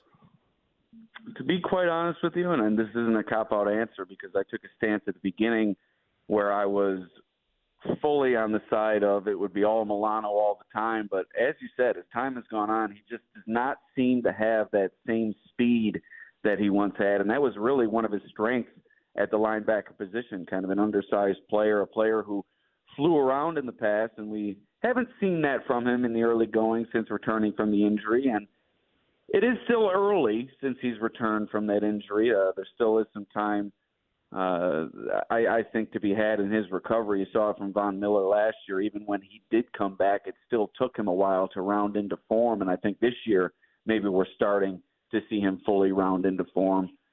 So I'm not sure at this point. I think it would behoove the Bills to mix in Dorian Williams once in a while come postseason time. But you see with the two fumble recoveries that Milano has had this year, he still has a nose for the ball. He's still made his fair share of plays, but I think you're spot on. I think the speed is something that's lacking right now, and maybe that big playability in terms of sideline to sideline is lacking from his game at this time. And we'll see how things shake out. But Dorian Williams certainly has had a fine season in his own right and has earned his keep and earned his role on the field as well. Another thing I'm watching on the defensive side of the ball is at the safety position with Damar Hamlin. With his injury, that's allowed Cole Bishop to get some extra snaps in a starter's role, and we'll see if he can overcome Damar Hamlin in that position. We asked Sean McDermott about it earlier this week, and he was non-committal on it. He said we'll see if Cole Bishop will take on a more significant role if and when Damar Hamlin comes back come postseason time. So that'll be another interesting position to follow, but the Bills are relatively healthy, and that is a good thing at this time. They do have options going into the playoffs. Alex Brasky, Batavia Daily News, Bills Digest, our guest in the sports bar. It's Danger and Battaglia, back from the holidays on the Fan Rochester. Alex, who do you want the Bills to face in the wild card round, and who do you think they will face in the wild card round? Well, if I'm Bills fans, I would want to face the Denver Broncos. They have a very tough defense, but that offense has struggled to manufacture points on a consistent basis throughout the season. And Bo Nix, some big playability, but still a rookie, still ingratiating himself into the NFL. So I think the no-brainer answer is the Denver Broncos or perhaps the Miami Dolphins. I know Tua Tagovailoa not going to play this week. They're going to go with Snoop Huntley against the Jets are the Dolphins. So the Dolphins still on the bubble as well. I know a lot of the talk was about the Broncos and the Bengals this past week, but the Dolphins are still hanging on by the skin of their teeth. The one team obviously you want to avoid is the Cincinnati Bengals with Joe Burrow and those wide receivers, T. Higgins, Jamar Chase, and just everything they have working on the offensive side of the ball. It's really been a prolific season for Burrow and that group. So, and the history you have against the Bengals has not really served you well. So you certainly want to avoid Cincinnati. And for my money, I would say that the the Broncos are the team that Bills fans should be wanting to face come that wild card round. Alex, this happens every year. It's a day that sometimes it's before the holidays. This year was today. I didn't even know it was coming up. Oh, here are your Pro Bowl announcements, and everybody gets upset about one thing or another. And I just think the process is incredibly flawed if, like, Christian Benford isn't even an alternate. He's a guy that you can make a case is the best corner in the game right now, but because he doesn't get the stats and he's not getting thrown against, that I don't know what else to say, Alex, other than by the time the Pro Bowl comes around, we're not even going to care about all this all that much. Yeah, that's where I was going to go. The alternates, not no Christian Benford, no Greg Rousseau. Perhaps the Bills actually, not perhaps. The Bills' top 2 defensive players this season, not even Pro Bowl alternates. You have to abolish the Pro Bowl at this point. It can't be what it is at this point because I still think it's being written into players' contracts. I know it was as recent as a few years ago. And any honor that's voted on by the fans just kind of reeks of illegitimacy. And it's sad to see what the Pro Bowl has turned into because I always look forward to it when I was younger, watching Brian Moorman out there get destroyed by Sean Taylor along the sideline. But at this point, it's become a complete joke. They've turned it into the Pro Bowl games, and the honor itself has turned into a joke just due to the obvious snubs year in and year out. We saw James Cook today speak out on social media, and he has every right to as well with the performance that he's put forth this year, leading the league in touchdowns, I believe, at this point, and just the near record-setting performance he's put forth for the Bills. So, yeah, the Pro Bowl is a joke. I think we all know it. I think even the league knows it. It's just going to be tough for them to eliminate because it's so built into the league's tradition and lore that it's going to be tough to get rid of the Pro Bowl completely. But at this point, they need to do something different or find a different way to honor these guys because they're leaving too many great players out of the equation. Let's just look at Cook exactly. You brought him up. I mean, he actually second right now in the NFL in rushing DVOA behind Derrick Henry. So he definitely has a case to be made for feeling slighted. But we know how this goes, Alex. I mean, guys are going to opt out. Guys are going to get injured or going to say that they've been injured and they're not going to go. I mean, if you're James Cook and you get that call, do you go just to have the chance to hang out with Dawkins and Allen, or is this whole point moot because maybe the Bills are doing something else getting ready for that weekend instead of worrying about the Pro Bowl? Yeah, I don't know if Josh Allen is going to be at the Pro Bowl games. He's usually golfing that time of year, so if he does elect to go, I'm not sure James Cook is going to be hanging out alongside his quarterback. Now, Deion Dawkins seems ready for any party, so I think we'll see Dawkins there. But when James Cook was asked about it after practice today and his snub from the Pro Bowl, he told reporters, I wasn't on the grounds today, he told reporters one word in typical James Cook fashion, BS. I think you can spell that one out. I don't want to get you guys kicked off the airwaves. But that was his response to if he wanted to say anything further about not being selected for the Pro Bowl. So I'm sure he's not happy right now, but if he were to be awarded down the road, I think we'd see him go. You want to kind of solidify the success that you've had during the season, and even though that honor would come late and you'd feel a bit slighted, I think you take it in James Cook's situation. But another factor with the Pro Bowl, look at all the Baltimore Ravens that were selected to the Pro Bowl. I think that solidifies Josh Allen's MVP candidacy. If none of these guys are Pro Bowlers for the Bills, then, hey, you got to give Josh Allen the most valuable player, don't you? Yeah. Josh Allen, like to follow up on your point, playing golf, I know one thing he'd rather be. He'd rather be getting ready to go to New Orleans because if the Bills do make the Super Bowl this year, none of the Bills or whoever makes the Super Bowl are going to that Pro Bowl. You brought up the MVP. Right, and he did say that over the phone to Deion Dawkins Deion Dawkins was, I think, buying coffee at Tim Hortons this morning before practice. So, yeah, I forgot to include that part. Obviously, their sights set on New Orleans in the Super Bowl. if the Bills don't wind up there, I'm sure we'll see Josh Allen in a Pro-Am golf tournament somewhere. We're not going to know until the night before the Super Bowl who gets the MVP. Alex, why is this so divisive? I mean, like Lamar's having a great year.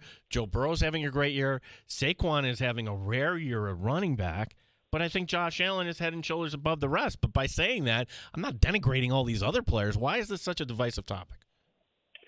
Yeah, I think you can thank the talking heads on the alphabet networks out there, one of which I got into it with this past week after this past Sunday's game. Ryan Clark, who's been leading the charge for Lamar Jackson all season, and he's suddenly switched up, and now he seems to think that both players deserve it. He's kind of brought race into the situation. So I think it's kind of turned toxic at this point. And it's really something that nobody in their right mind, anyway, wants to be involved with on social media. I think we're all just looking forward to the award being presented to somebody and kind of moving on. I think all Bills fans and Bills media members, for that matter, think Josh Allen is deserving of the award, but it'll be left up to the voters, some of which have their own opinions. Alex Brasky, Bills Digest, the Batavia Daily News, talking some Bills here in the Sports Bar with Danger and Battaglia, walking the scorched earth of the MVP conversation. Alex, let's look ahead to what the world looks like in the NFL this time next week. There's going to be a lot of head coaches looking for work, a lot of good coaches looking for work, and I'm just kind of curious as to how you think everything shifts around here in the NFL, specifically with the Bills. They've got a guy in Joe Brady that I have a feeling is going to get a couple of interviews. Yeah, absolutely. He's heard his name come up with the Bears coaching job. A lot of names surfacing there, most of which on the offensive side of the ball. And listen, what Joe Brady has done with this cast of characters for the Bills this season can't be denied. I think you asked me a few weeks ago if he would get head coaching consideration, and I thought he might be a year away. But as the season has gone on and they continue to put forth these unbelievably explosive performances, that one against the Lions really sticks out. I know how injured they are on the defensive side of the ball, but to go in there and put up nearly 50 points and just roll through one of the best teams in the league, that really, really left a mark on me. So I think Joe Brady will be at the forefront of the conversation, but there's also a lot of retread coaches, Mike Vrabel at the top of the list, that will be looking for jobs this year.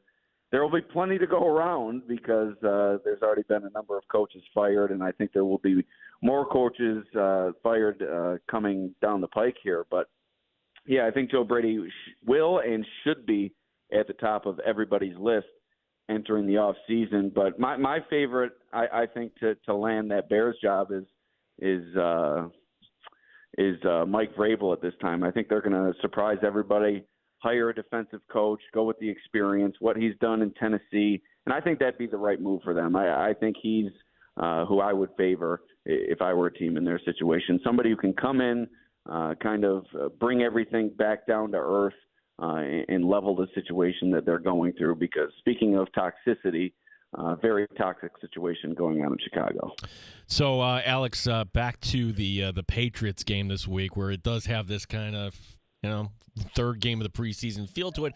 Who do you expect to be coming up from the practice squad? Because, quite honestly, I thought, okay, this is the opportunity where they at least get to see what, if anything, Micah Hyde has in a game situation. They're not even going to do that. Yeah, they're not going to go with Micah Hyde. Sean McDermott asked about it earlier this week, and he simply said, no, we will not see Micah Hyde in the game this week. We'll see him on the sideline with McDermott and company, but it'll be interesting to see. I think you'll see Reggie Gilliam, KJ Hamler, perhaps an offensive defensive lineman elevated as well, because I think they're still trying to figure out who is their best group up front on the defensive line. So I think those would be my four options to look for entering this game. I think KJ Hamler simply earned it. They brought him up a couple of times and made him inactive. A young but still veteran player, somebody they brought in with hopes of making the final roster. So a lot of time is going to be out there for these substitutes. You can't rest all the starters. You'd hope to at this point of the season. But, yeah, I think Gilliam for sure.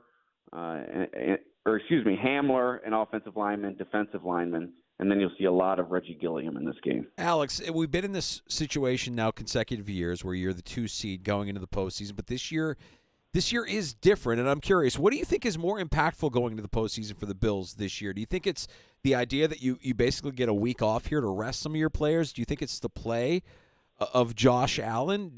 What do you think specifically makes this season, and the health of the Bills? That certainly would be something to consider here as well, because last season they were pretty banged up, especially on the defensive side of the ball. As they prepare for their postseason campaign, which of these factors do you feel is the most impactful?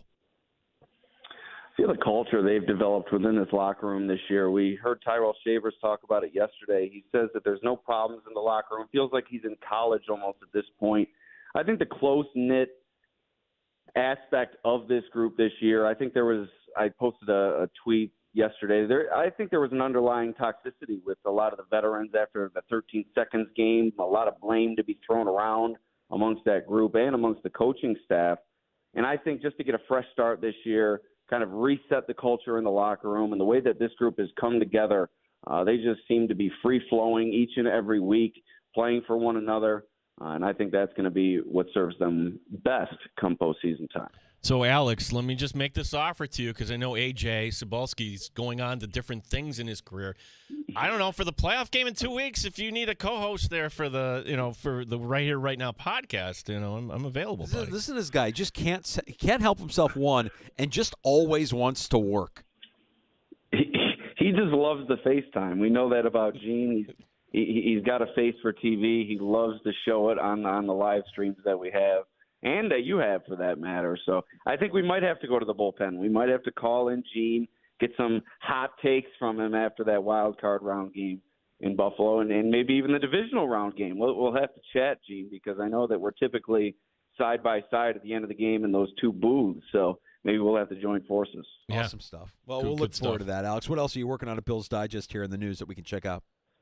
Got a Bills Digest playoff preview coming out this coming Tuesday or Wednesday, previewing the wild card round. If the Bills keep winning, we'll keep on producing those digitally. And then if they are to punch their ticket to the Super Bowl, we'll have a print edition. And then when it's all finished, we'll have a season preview, print and digital edition as well. So a lot going on for Bills Digest. Same going on for the dailynewsonline.com. Just continue to follow along with the Right Here, Right Now podcast. And exciting times with the playoffs coming up. This is the time of year that Bills fans have been looking forward to all season long. Time for Buffalo to put their money where their mouth is. Well, let's see if this is the year, 2025. Here we go. Alex, thanks for the time today. Let's do this again soon. Thanks, guys. You got it. Alex Brasky. Read his work at Bills Digest, the Batavia Daily News, talking some Buffalo Bills here in the sports bar. This weekend is going to feel weird. I mean, it's meaningful football for some teams, not necessarily for the Bills, and we're just kind of like, it's not even an appetizer, really, because we want the real thing. We want postseason football. I want it now. I'm impatient. This is always the case, right? Like Sunday Night Football, that will be fun. Yes. Minnesota, Detroit. Holy cow, the loser of that game. Does it feel different this year? Like last year at this time, we were like, they got to beat Miami. They need it. Like this year, while they're going to be in the same spot this year as they were last year going into the postseason, completely different scenarios. Well, it just is a testament how much better the AFC is this year than it was last year. The Bills really, if they were doing what they did last year, they would not have been, they would have been like the 4 seed or something like that. They still would have won the division. But, Alex, back to Micah Hyde there for a second, because, wait a second, why is he here? You're not going to play him in this game. You're not going to put him on the field. Oh. Because I'm watching talk about glorified preseason. That's kind of what the fourth quarter was of the Jets game. That should have been a shutout, but let's get everybody some rest. We'll have Brandon Codrington play at corner, and we'll have Cole Bishop get beat by the tight end. That's going to be somebody we're watching at Fisher. Cole Bishop, can he get to there? I'm wondering if Micah Hyde is almost there to kind of help coach Cole Bishop. Other than that danger, why is he here if he's not going to play? The Bills signed Micah Hyde. Oh, who cares? I think that's exactly why he's here. I think he's here to be more a coach and mentor than he is to actually be a player. So I won't be surprised if he doesn't see a single snap the rest of the season. You have him around because you like the player, you like his character, you like the make of his jib. He's kind of committed to Buffalo. He's planted down some roots, and if he's on your coaching staff next year and we see him as a coach at Fisher next year, that wouldn't shock me at all. And maybe that is the kind of guy that a guy like Bishop needs to learn from to get to that next level. So there's no score, Notre Dame, Georgia. Georgia has controlled the clock here for the most part. They're in the second, but they had the ball in the red zone. Trevor Etienne coughs it up. He just got belted by the Notre Dame safety, that being Aiden Schuler. So Georgia not able to score. They get the ball back. Now they have it deep again in Notre Dame territory. Big play just now with Smith. Receive the backup quarterback for Georgia has probably one of the better football names I've heard in a long time. Was it Gunnar Stockton? Is that his name? That's a good football name. That's a really good football player name. We have happy hour coming up next. We'll keep you updated on what's going on here with the college football semifinal and quarterfinal, and then we will also get to your calls at 866-4FAN 585-866-4326. Vision Hyundai has got 2025s on the way, so we're making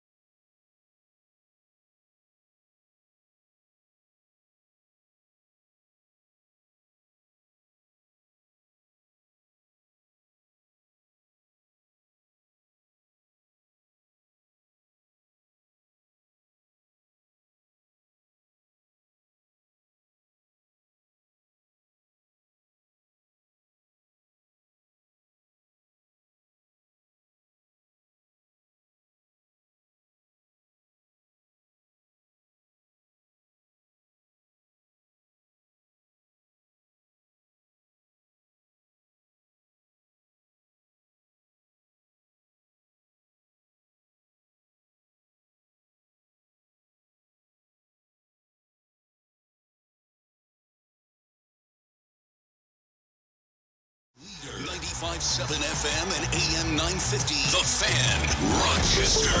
An Odyssey sports station. The Fan, Rochester.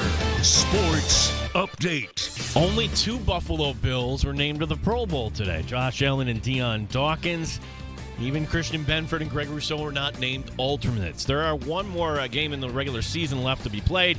Mitchell Trubisky doesn't get the start for the Buffalo Bills at quarterback, but is expected to see a lot of action against the Patriots. Head coach Sean McDermott talks about how this may go. It'll be Mitch at least, and I think we're in a position where it's going to be hard for us to get Mike, but we're still talking about it. Again, just the constraint due to the numbers and the elevations, yeah. So, but Mitch will be out there for the majority of the reps. Everyone practiced today in some sort of capacity. 9 a.m. for our pregame coverage on Sunday. Georgia's leading Notre Dame 3-0. They're in the second in the college football playoff. Sabres hockey tonight. They play in Colorado. Gene Battaglia, the sports leader. The Fan, Rochester. The Sports Bar with Danger and Battaglia. Touchdown! He's got it! Patriots! Touchdown, Josh Allen! Touchdown, Buffalo! Hey, trying to win the game, stay with our process, being consistent with how we approach each and every week. I think Robert Kraft and Jonathan Kraft are there going, we do not want to win this game. Consecutive start streak means a lot to you. I don't know, it's something that means a lot to me of just making sure that I've been available. So I'm glad I get to start. Mitch Strabinsky, my friend! The priority is get a win. Get a win, go out, execute the game plan, and get a win. And Josh Allen and Deion Dawkins have been named to the Pro Bowl as representatives of the Bills. Mike Danger. You're in the Sports Bar with Danger and Battaglia, back from our long holiday break, and also Happy New Year to you and yours. Gene Battaglia. 2025. We are in a new world, Mike Danger. A new world. I can show you a world. All right, good. 95.7 FM and AM 950 The Fan, Rochester. Back from the holidays. It is happy hour. You're in the Sports Bar, Danger and Battaglia. Glad you're with us. Gino, you know what warmed my heart during the holidays? Hearing from some of our regulars on social media. We're on X, at the Fan Rochester. I'm at AKA Mike Danger. He's at Gene Battaglia. Peter the pollster, our lovable Jets fan that listens to the show regularly. Yacht Rock John today telling us that they won their fantasy football championships. If you consider us a part of that, that's humbling. For some reason, Gino and I can't win a championship. We have these experts on all the time. Wait, you're making a look like you did. You win your family? I won the family. You won the family 8-team league. 8 or 10? 12. 12.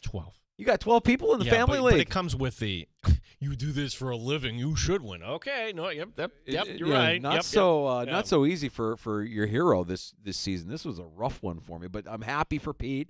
I'm happy for John. I'm happy for anybody that won their fantasy football championships.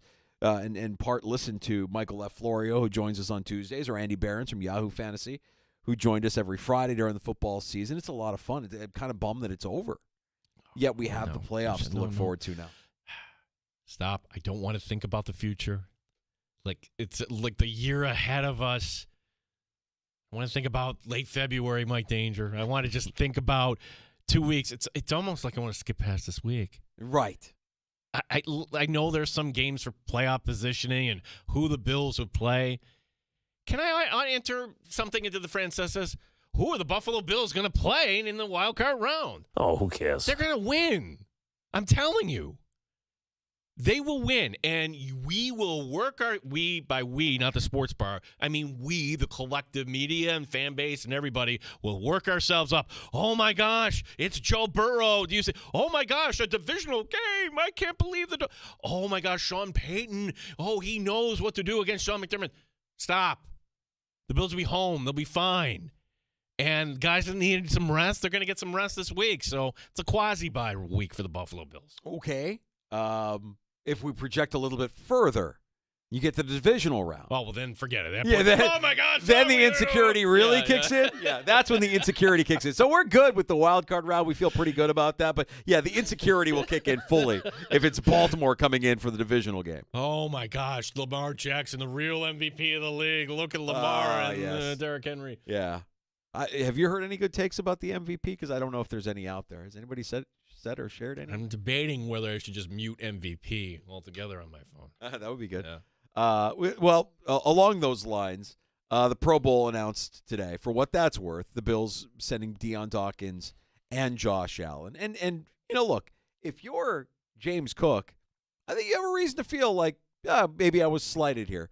Well, his stats are better than Joe Mixon's. So what am I missing here? Yeah, I can't tell you. I really don't know. And we for a long time have known the Pro Bowl is a sham. And Alex Brasky joined us last hour from Bill's Digest. I mean, he brought up the one play. I think the Pro Bowl died when Brian Moorman died.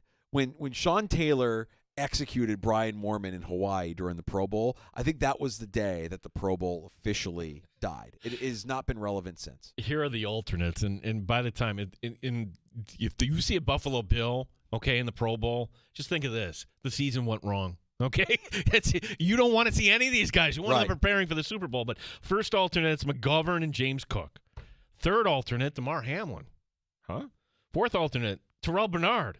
Fifth alternate, Reggie Gilliam, Ed Oliver. Okay, full stop. Ed Oliver. Okay, Spencer Brown and Dalton Kincaid.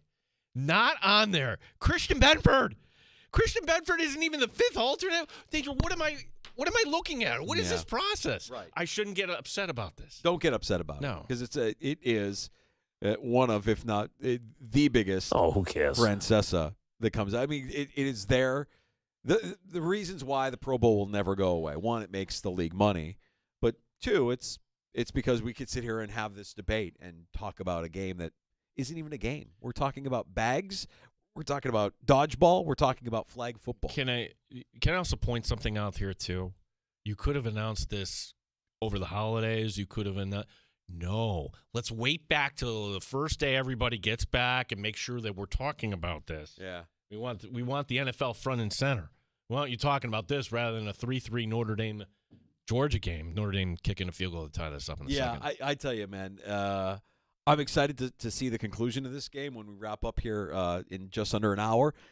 And for everybody that wants to complain about what the college football playoff has been up to this point, you are going to be so upset when they expand it to 16 teams. I really think that what we have, even the games that aren't close, it's still entertaining. I mean, we've had plenty of postseason games in the NFL that were one-sided. We've had Super Bowls that are one-sided. It's playoff football, and I don't, with everything on the line and everything to play for, when you see a performance like you saw from Scatterboo yesterday, I mean, that's what this is all about. It's just too much fun, even if some of these games are lopsided. I get joy though out of watching. I watched the Cheez-It Bowl. Illinois against South Carolina, and two head coaches going at it. That was something. Like, if you missed that, who is it? It's Shane Beamer for South Carolina. And Bilesma. Or Bielema. Yeah. Bielema.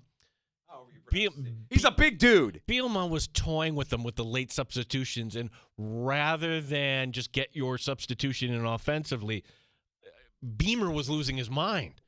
Yeah. And then the Illinois coach came over during an injury timeout, and taunted. Yeah. That was like, wow, and there was no flag on that? I don't think I've ever seen a head coach taunt like that. There were no flags. I mean, I don't know what the definition of targeting is in college football anymore based on what we saw in the Texas-Arizona State finale there at the end of that game. So we're still engaged, and I love what we've seen so far from it. One final note on the Cheez-It Bowl. If you had to rub your eyes and be like, wait a second, is that who I think it is? It is. Now, most of these bowl games will do the product placement. By product placement, like, it's a 4-hour commercial for the product. Yeah, like, okay, and we're going to go downstairs to our Cheez-It reporter. And they go down and thinking, oh, what nonsense is this?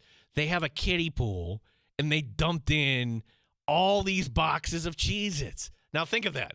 Hey, this is pretty good. I would sign up for that in a second. Sit in a kiddie pool and just munch, munch, munch. I'm like, oh, there's a good game here. I love this Cheez-It. So they go down, and legitimately there's some reporter interviewing the guy in the Cheez-It tub. Of Cheez-Its. It was JR. The guy who comes on at 6 o'clock following our show, JR Sport Brief. Like, wait a second. You're hosting a national radio show, and there you are on my TV munching on Cheez-Its. Doing the backstroke in a tub full of Cheez-Its. Now, it's JR. Now, predictably, because I know danger, and you do too, I texted him right away. Like, Danger, did you see this? No, this is hilarious. I'd sent him a screenshot of it, put it out on social media. Jeez, it's terrible. Blah, blah. Let me tell you something about Mike Danger. If for some reason JR can't do the Cheez-It Bowl and they need some, finger quote, reporter to sit in a tub of Cheez-Its, you would love Cheez-Its in 2 seconds flat. What's my price? That's the question. What, JR? Let's exchange notes. What was the payday like for the Cheez-It Bowl? You telling me I get to spend some time in Orlando? Because it was in Orlando, right? It was the Citrus Bowl? Yeah, Citrus Bowl. Yeah. So I'm in Orlando for so you're getting put for up the there. holiday. Yeah, can my family get put up? Check. Yep. Cheez-Its are delicious. Man, what a great snack. I bring it to all my parties. The guests love it, too. They don't hate me or resent me for bringing the worst snack on the planet. No, I'm bringing Cheez-Its. Cheez-Its are great. And, yeah, you would see me doing a backstroke in a pool of Cheez-Its like JR was. Everybody has their price, Gino. I have a take on Cheez-Its. Tell me. They are they're goldfish for adults. Oh, yeah. Yes. Absolutely. That's exactly. It's the same thing. What you feed your toddler is what you're feeding yourself if you're eating Cheez-Its as a snack during a game. The worst snack ever. This was a debate on New Year's Eve. Families together or watching Penn State. My daughter, who's gotten into football more so this year than any other year, and my brother-in-law share the take that Cheez-Its are just horrendous. The worst snack you could possibly serve for a football game. And she's like, you don't like Cheez-Its? No, Cheez-Its are gross. Terrible. Tastes like cardboard. She's like, oh, they're the best. I love Cheez-Its. I'm like, not my daughter. Don't know who you are. Who's buying there? Don't you buy the groceries? I buy the groceries. So my little one likes the Cheez-Its in her, like, as a snack. Just stack them away. I would hope that not rather than a meal. She would give them a snack, but go on. Yeah. There's probably some days where that's what she's eating. But so they do end up in my house. I would never serve them to people like I'm inviting over for a game. I'll serve them to my kids. Terrible. They're the worst snack. I won't eat them. No. We are working on another date here with our friends at Three Heads for January postseason get-together. And goldfish we for adults. Put out a thing of Cheez-Its. Yeah. Like, come on up, talk to us. You can kind of munch on some Cheez-Its. Yeah, Cheez-Its I think have become almost like the official snack of the sports bar. Despite my protesting, it's probably fueling it to become the official snack of the sports bar. So yeah, JR doing backflips into a tub of Cheez-Its was not really what I expected to see on New Year's Eve, but there we are. Hope you enjoyed your holidays. The Bills got back after it yesterday. They got back after it today. Yesterday being a walkthrough, and we found out that Terrell Bernard wouldn't practice. Today, good news, Terrell Bernard practicing in a limited fashion. Yeah, so what does this tell me? Well, it just means 2 weeks from now or a week and a half from now, don't worry about Terrell Bernard. I think Terrell Bernard's a quad. Give him the rest that he needs. So just get him out there, get a little bit of work. Who else might we see this week? That's also interesting who they may promote from the practice squad. But one guy we're going to see a lot of,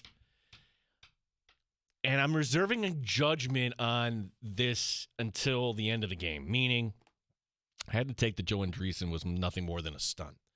And Sean McDermott addressed that head on, and you were like, okay, the guy can play a little bit, but is he really all that? Like, if he wasn't from Buffalo, would he have a spot on this 53? We have to ask that question.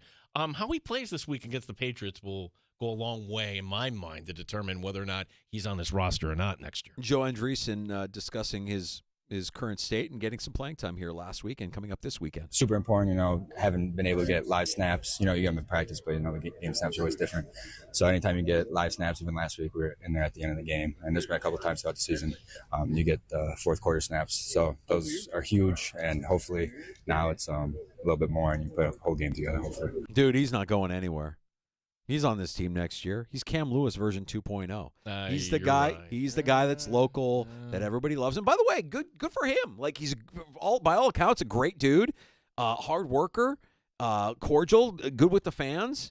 He's kind of Sean McDermott's wet dream, for lack of a better term. I mean, this is exactly, and he's from Buffalo. This guy's, I'm not saying he's going to be a starter, but I'm saying he could be a contributor for this team, throughout the course of his career, just like Cam Lewis has been. And there are going to be times where we're like, oh my God, Andreessen's out there and he's getting torched. But there might also be times where we're like, holy crap, did you see Andreessen make that play? Like Andreessen leading the team in tackles against the Jets when he played basically in a meaningless second half isn't a nothing. I mean, the performance in the preseason was the performance in the preseason, but he did it last week, and I would anticipate that he does it again this week in New England. Well, this last regular season game is always weird, right? It determines, okay, what is the makeup of the team? Are they really going to play hard? I'll put it this way. I wouldn't worry about the Cincinnati Bengals whatsoever coming to Buffalo because while two other things have to happen, I still think Kansas City could, go in there and perhaps beat with their backups Denver. But I am not worried about the New York Jets whatsoever beating whoever it is, Huntley, whoever. That team has quit. That team is laid down. The Dolphins, I think, will win that game. It brings me back around to the Bills game here and the Patriots, and I don't know.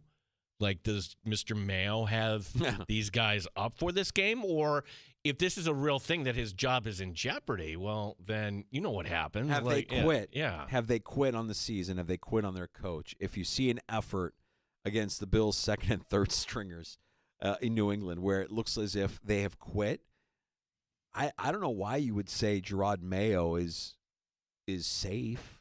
Well, also, the way the Bills' culture is, Josh Allen will maybe hand off a couple times, okay? But he and the rest of the guys who aren't playing are going to be pulling for those guys on the field. They're going to be helping those guys out. And those guys on the field want to stick around. They want their next paycheck too. So, to me, Buffalo only giving 2 in New England? I would have thought it would have been more here. Based on what? Based on it being Mitch Trubisky? Then again, Danger, we could just watch it like, oh, gosh, this is why Mitchell Trubisky is a backup. That could be it, too. Right. Well, if there's anything to watch out for, with the exception of the remaining playoff seeds that have yet to be determined, I think that's something that's interesting. Have your teams have teams with coaches that are being rumored to be on the hot seat. Do they quit on their coach? Cleveland, Dallas, New England, Jacksonville. Some of these guys are going to lose their job and will be looking for work by this time next week. How is Doug Peterson still employed? Like, they're playing the Colts this week. That's not a game we're all going to be watching, but I would take the Colts in that game. Colts. What are you doing? What are the Giants doing? What are the Colts doing? What are the Colts doing? Yeah. Jesus. I mean, when you saw that, I had to do a triple take. I'm like, what? What is this? What are the Giants doing? And what are the Colts doing? Look, I know there isn't the quarterback who will transform your franchise available. Maybe one of these guys develop into that, but having the number 1 overall pick this year isn't like in years past. But still, it gives you options. What are you doing, Giants? Do you not understand how this works? Oh, my God. They're not tanking right. We were giving the Raiders a hard time about it just the week before. They're not taking right. That's why all along I'm like thinking, wow, they're not firing Dable just to make it as bad as possible. You don't want some interim coach, rah-rahing the guys up and having them win games. No. Keep Dable, lose games. Wow, that didn't go according to plan. No, the Patriots actually now with the inside track on the number 1 overall pick. Ooh, well, there you go. You don't need to win this game against the Bills. Well, there's a storyline. Who's the best player on the Patriots right now? I'd say it's Christian Gonzalez, like the corner. He's in concussion protocol. Didn't practice again today. Yeah. Do you think Dr. Nick clears him in time for the Bills? I'm thinking no. I think that's one where you want to kind of angle things for a loss that you're not putting your best defensive All right, player. So let's be careful what we wish for here. Let's just play this out a little bit. Let's look into the crystal ball. Let's say New England loses on Sunday, and they will have the number 1 overall pick come April's draft. You have the number 1 overall pick. You're New England. Do you hold it, or do you take Travis Hunter? I can't go to the, what am I being offered here, Danger? If you're Travis Hunter and you're a Patriot, the Bills have to face that guy twice a year. we could sit here and be, oh, well, we don't know that it would work, or who knows. But like, that's the kind of player that at the top of the draft, you look at this draft class, you already have your quarterback. I would think that whoever's at 2 or 3, you might do a quid pro quo. Be like, all right, we'll give you the number 1 pick, but who are you taking? We're going to get Hunter at 2 or 3 here. That would be something. Yeah. Right now, I believe the order would be the top 3 would be Tennessee at 3, Cleveland at 2, Cleveland, and New England at 1. Cleveland. Wow. Is that true? Are they really talking about Stefanski being on the hot seat? Yeah. That's insane to me. I mean, they're not good this year. Don't get me wrong. Well, but every year, Danger, there's a surprise. Like when it comes to Lee Steinberg joins us tomorrow on the show to talk about what may be coming up Monday here with all these changes. So, yeah, what was it? Stefanski that gave Watson that deal, or was it ownership? I'm trying to remember. Did Stefanski? I'm thinking offer it was him the owner. the I'm biggest thinking, guaranteed deal of all time. Yeah, let's pin the 3-13 season on him. Well, we'll have the game for you on Sunday. It's an early game, 1 o'clock kickoff, so we'll have pregame for you right after Italian Carousel, starting at 9 a.m. Sunday morning. And then, of course, Brownie, E. Wood, Sal will have the call for you kickoff just after 1 here on the Fan. Rochester, and, of course, postseason action coming up next week. And we watch this weekend to see who actually the Bills will be playing, who gets that 7 seed, and will come to Buffalo next weekend for Super Wild Card Weekend. We do have time to sneak in a call. Luke from Rochester, one of our regulars. Happy New Year, Luke. How are you? Hey, Happy New Year, guys. Hey, listen, I don't think Drake May is really the answer for the Patriots, despite all this great talk about him. And he did play well in that first half, but in the second half, he definitely pressed and fizzled and reminded me of Chad Pennington, maybe slightly better. But his upside to me is curious. I know it's early, and it's like 1 game. However, he is not super impressive. I don't think he has more upside than what he's showing, and he's already shown a concussion history. Not only was he out once before, but he sustained a concussion the following game after the Bills, where he was looped out. He should have never gotten back into that game. And when he did, he pitched a ball into the air to nowhere's land that I think the other team recovered. So he maybe has some issues like Tua. All right. Well, I mean, look, he's. I don't know that he's at that level. No, obviously, Tua's on his own. Every time Tua gets concussed, we're going to be talking about Tua retiring. I will entertain this point because every year we get to the rookie. Boy, this team is set up. Are they set up in Houston for success long term with C.J. Stroud? He took a step back this year. Sure. So, sure. Look, I'll say like Drake May, but you can only judge on this year. And you have part of the equation is, what does he have around him there on that offense? I tell you, if I'm the Kraft family and you wait and see what Black Monday looks like, who shakes out, but you're not going to have a shortage of guys you could bring in to work with Drake May if you so desire. And I think that's what he needs. I don't think Alex Van Pelt, I know he's beloved. Who should Bills fans fear would come back to the Daboll. Yeah. It'd be Daboll. I mean, if Daboll gets let go by the Giants and decides he wants to get back into the AFC East to work with a quarterback to rehabilitate his name, because he wasn't able to do it with Daniel Jones, well, save for the one playoff year, right? Yeah, go back to New England. He has familiarity with the Patriots. He coached there. And let him work with Drake May. Yeah, that would be interesting. That would be interesting. If they somehow coerced McDaniel to come back, Josh McDaniels to come back and be the OC and work with Drake May, I think that would be kind of interesting. I don't know that would actually happen, but well, what you're saying though would I don't think the answer is let Alex Van Pelt go and then Brian. The more I think about this, Mayo was a mistake. You want Mike Vrabel to come in. Sure. Vrabel is sending out the signals, and he would be a good choice for sure. There's no way he's using the Jets other than leverage, I think, at this point. And I think that May Luke. I think May it's too early to tell. I mean, we've seen him make this season. He has made some pretty good plays off script, improvising, and I'm not saying it reminds me entirely of what we saw out of early Josh Allen, but there's some moments where it's like, oh, okay, he can do that.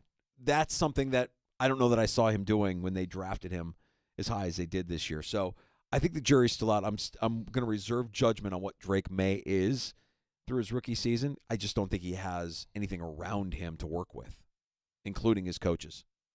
It's certainly not the talent. There's no talent on that offensive side of the ball. There's zero talent on the offensive side of the ball. Let's be honest. Can we just be honest about this game? It's going to be a tough watch. Like, you're going to have to watch this like you're watching a Bills preseason game. Oh, I wish we were watching Bills-Lions in the preseason instead of this Week 18 game between the Bills and the Patriots. Gross. Well, we are excited for the postseason. We are excited to get through this weekend and look ahead to next week. And next week will be rich with all kinds of talk with the Buffalo Bills and getting ready for that wild card weekend. Our usual cast of characters stopping by the sports bar next week. We are back. We are so back for the new year. We've got a tie right now in the ESPN college football quarterfinal matchup between Notre Dame and Georgia. The game being played in New Orleans, of course, under some trying circumstances in the last 48 hours.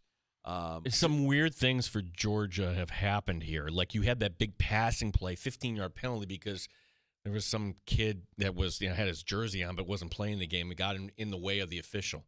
Oh. 15-yard penalty against Georgia. They end up not scoring on that drive. Yeah. And then you also have ball like at the 10-yard line, and Trevor Etienne coughs it up. So Georgia leaving points and opportunities on the field there. 56 seconds left to go in the second. Let's get to a round of shots next on the fan. Yeah, the Amherst are first place, Danger. Let's talk a little hockey here tonight. This milestone the Sabres have tonight. It is a special day, isn't Yeah. it? It's a very special day for the Buffalo Sabres. Tampering in college football, is it a real thing? What? Well, what? It's like, are you in?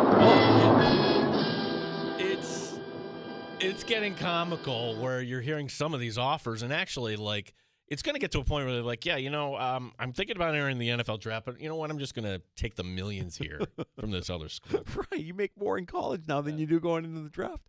We'll get to a round of shots. Don't forget about last call. If you want to join us, you can pull up a stool, 866-4326. The Good Smoke Barbecue and Pub Wingman line, 866-4FAN. Award-winning barbecue from Good Smoke Barbecue and Pub, 135 West Commercial Street in East Rochester. GoodSmokeBBQ.com.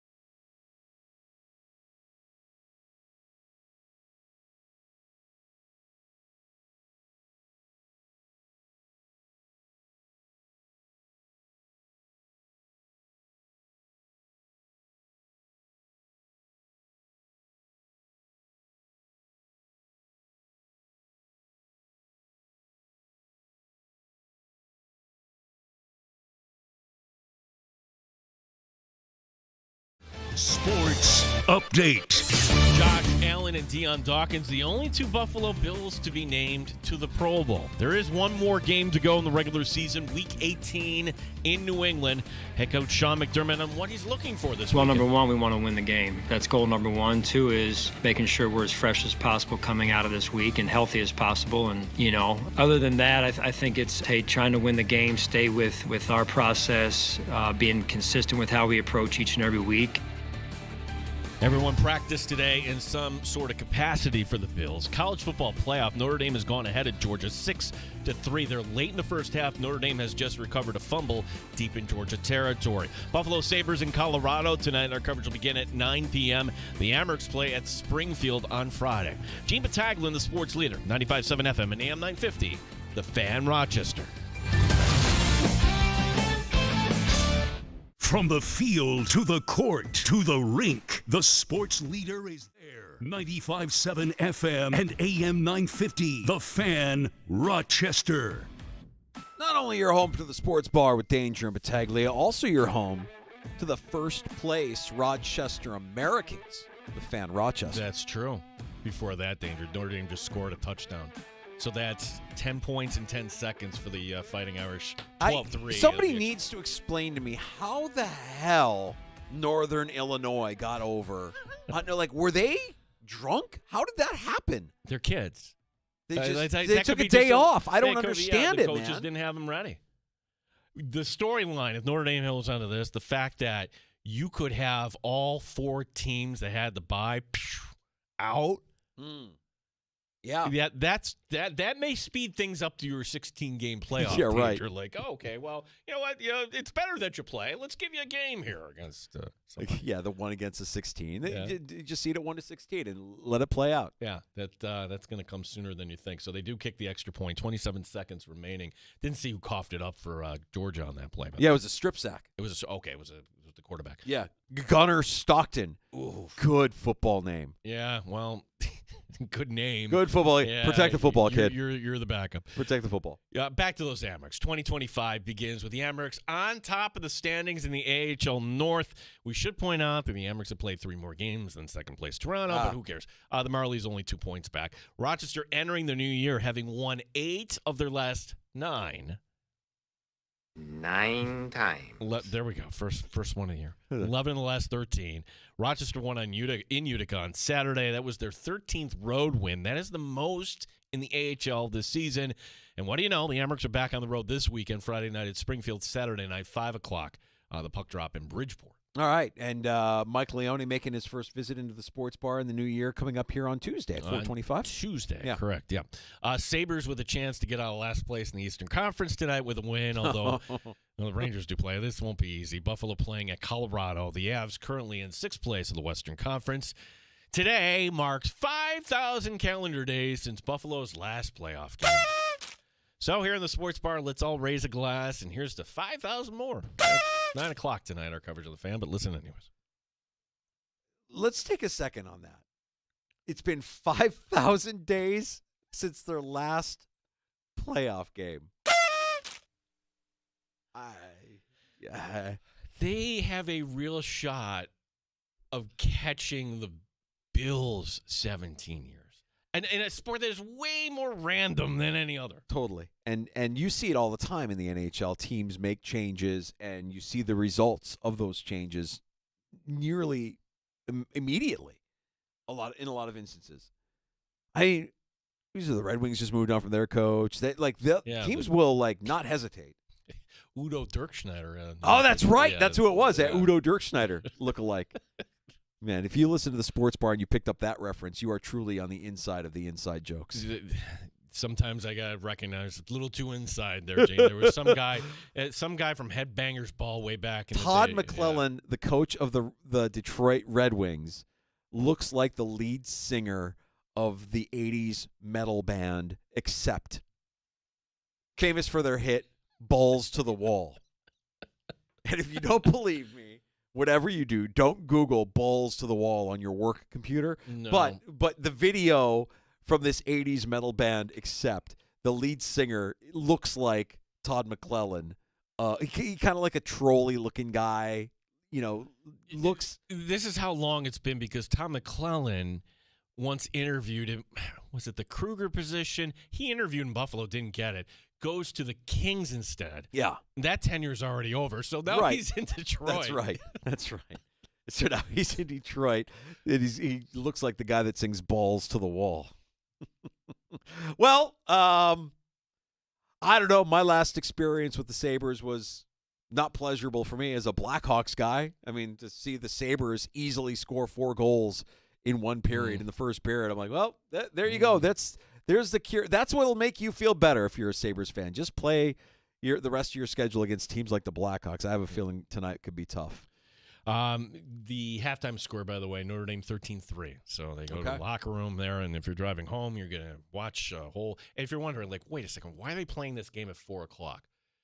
This was the request of both of the teams because the winner of this game plays next Thursday against Penn State, which, oh my gosh, in terms of prep time, like really, like 3 hours would have made that much of a difference in prep time, but that's the way they were kind of viewing it.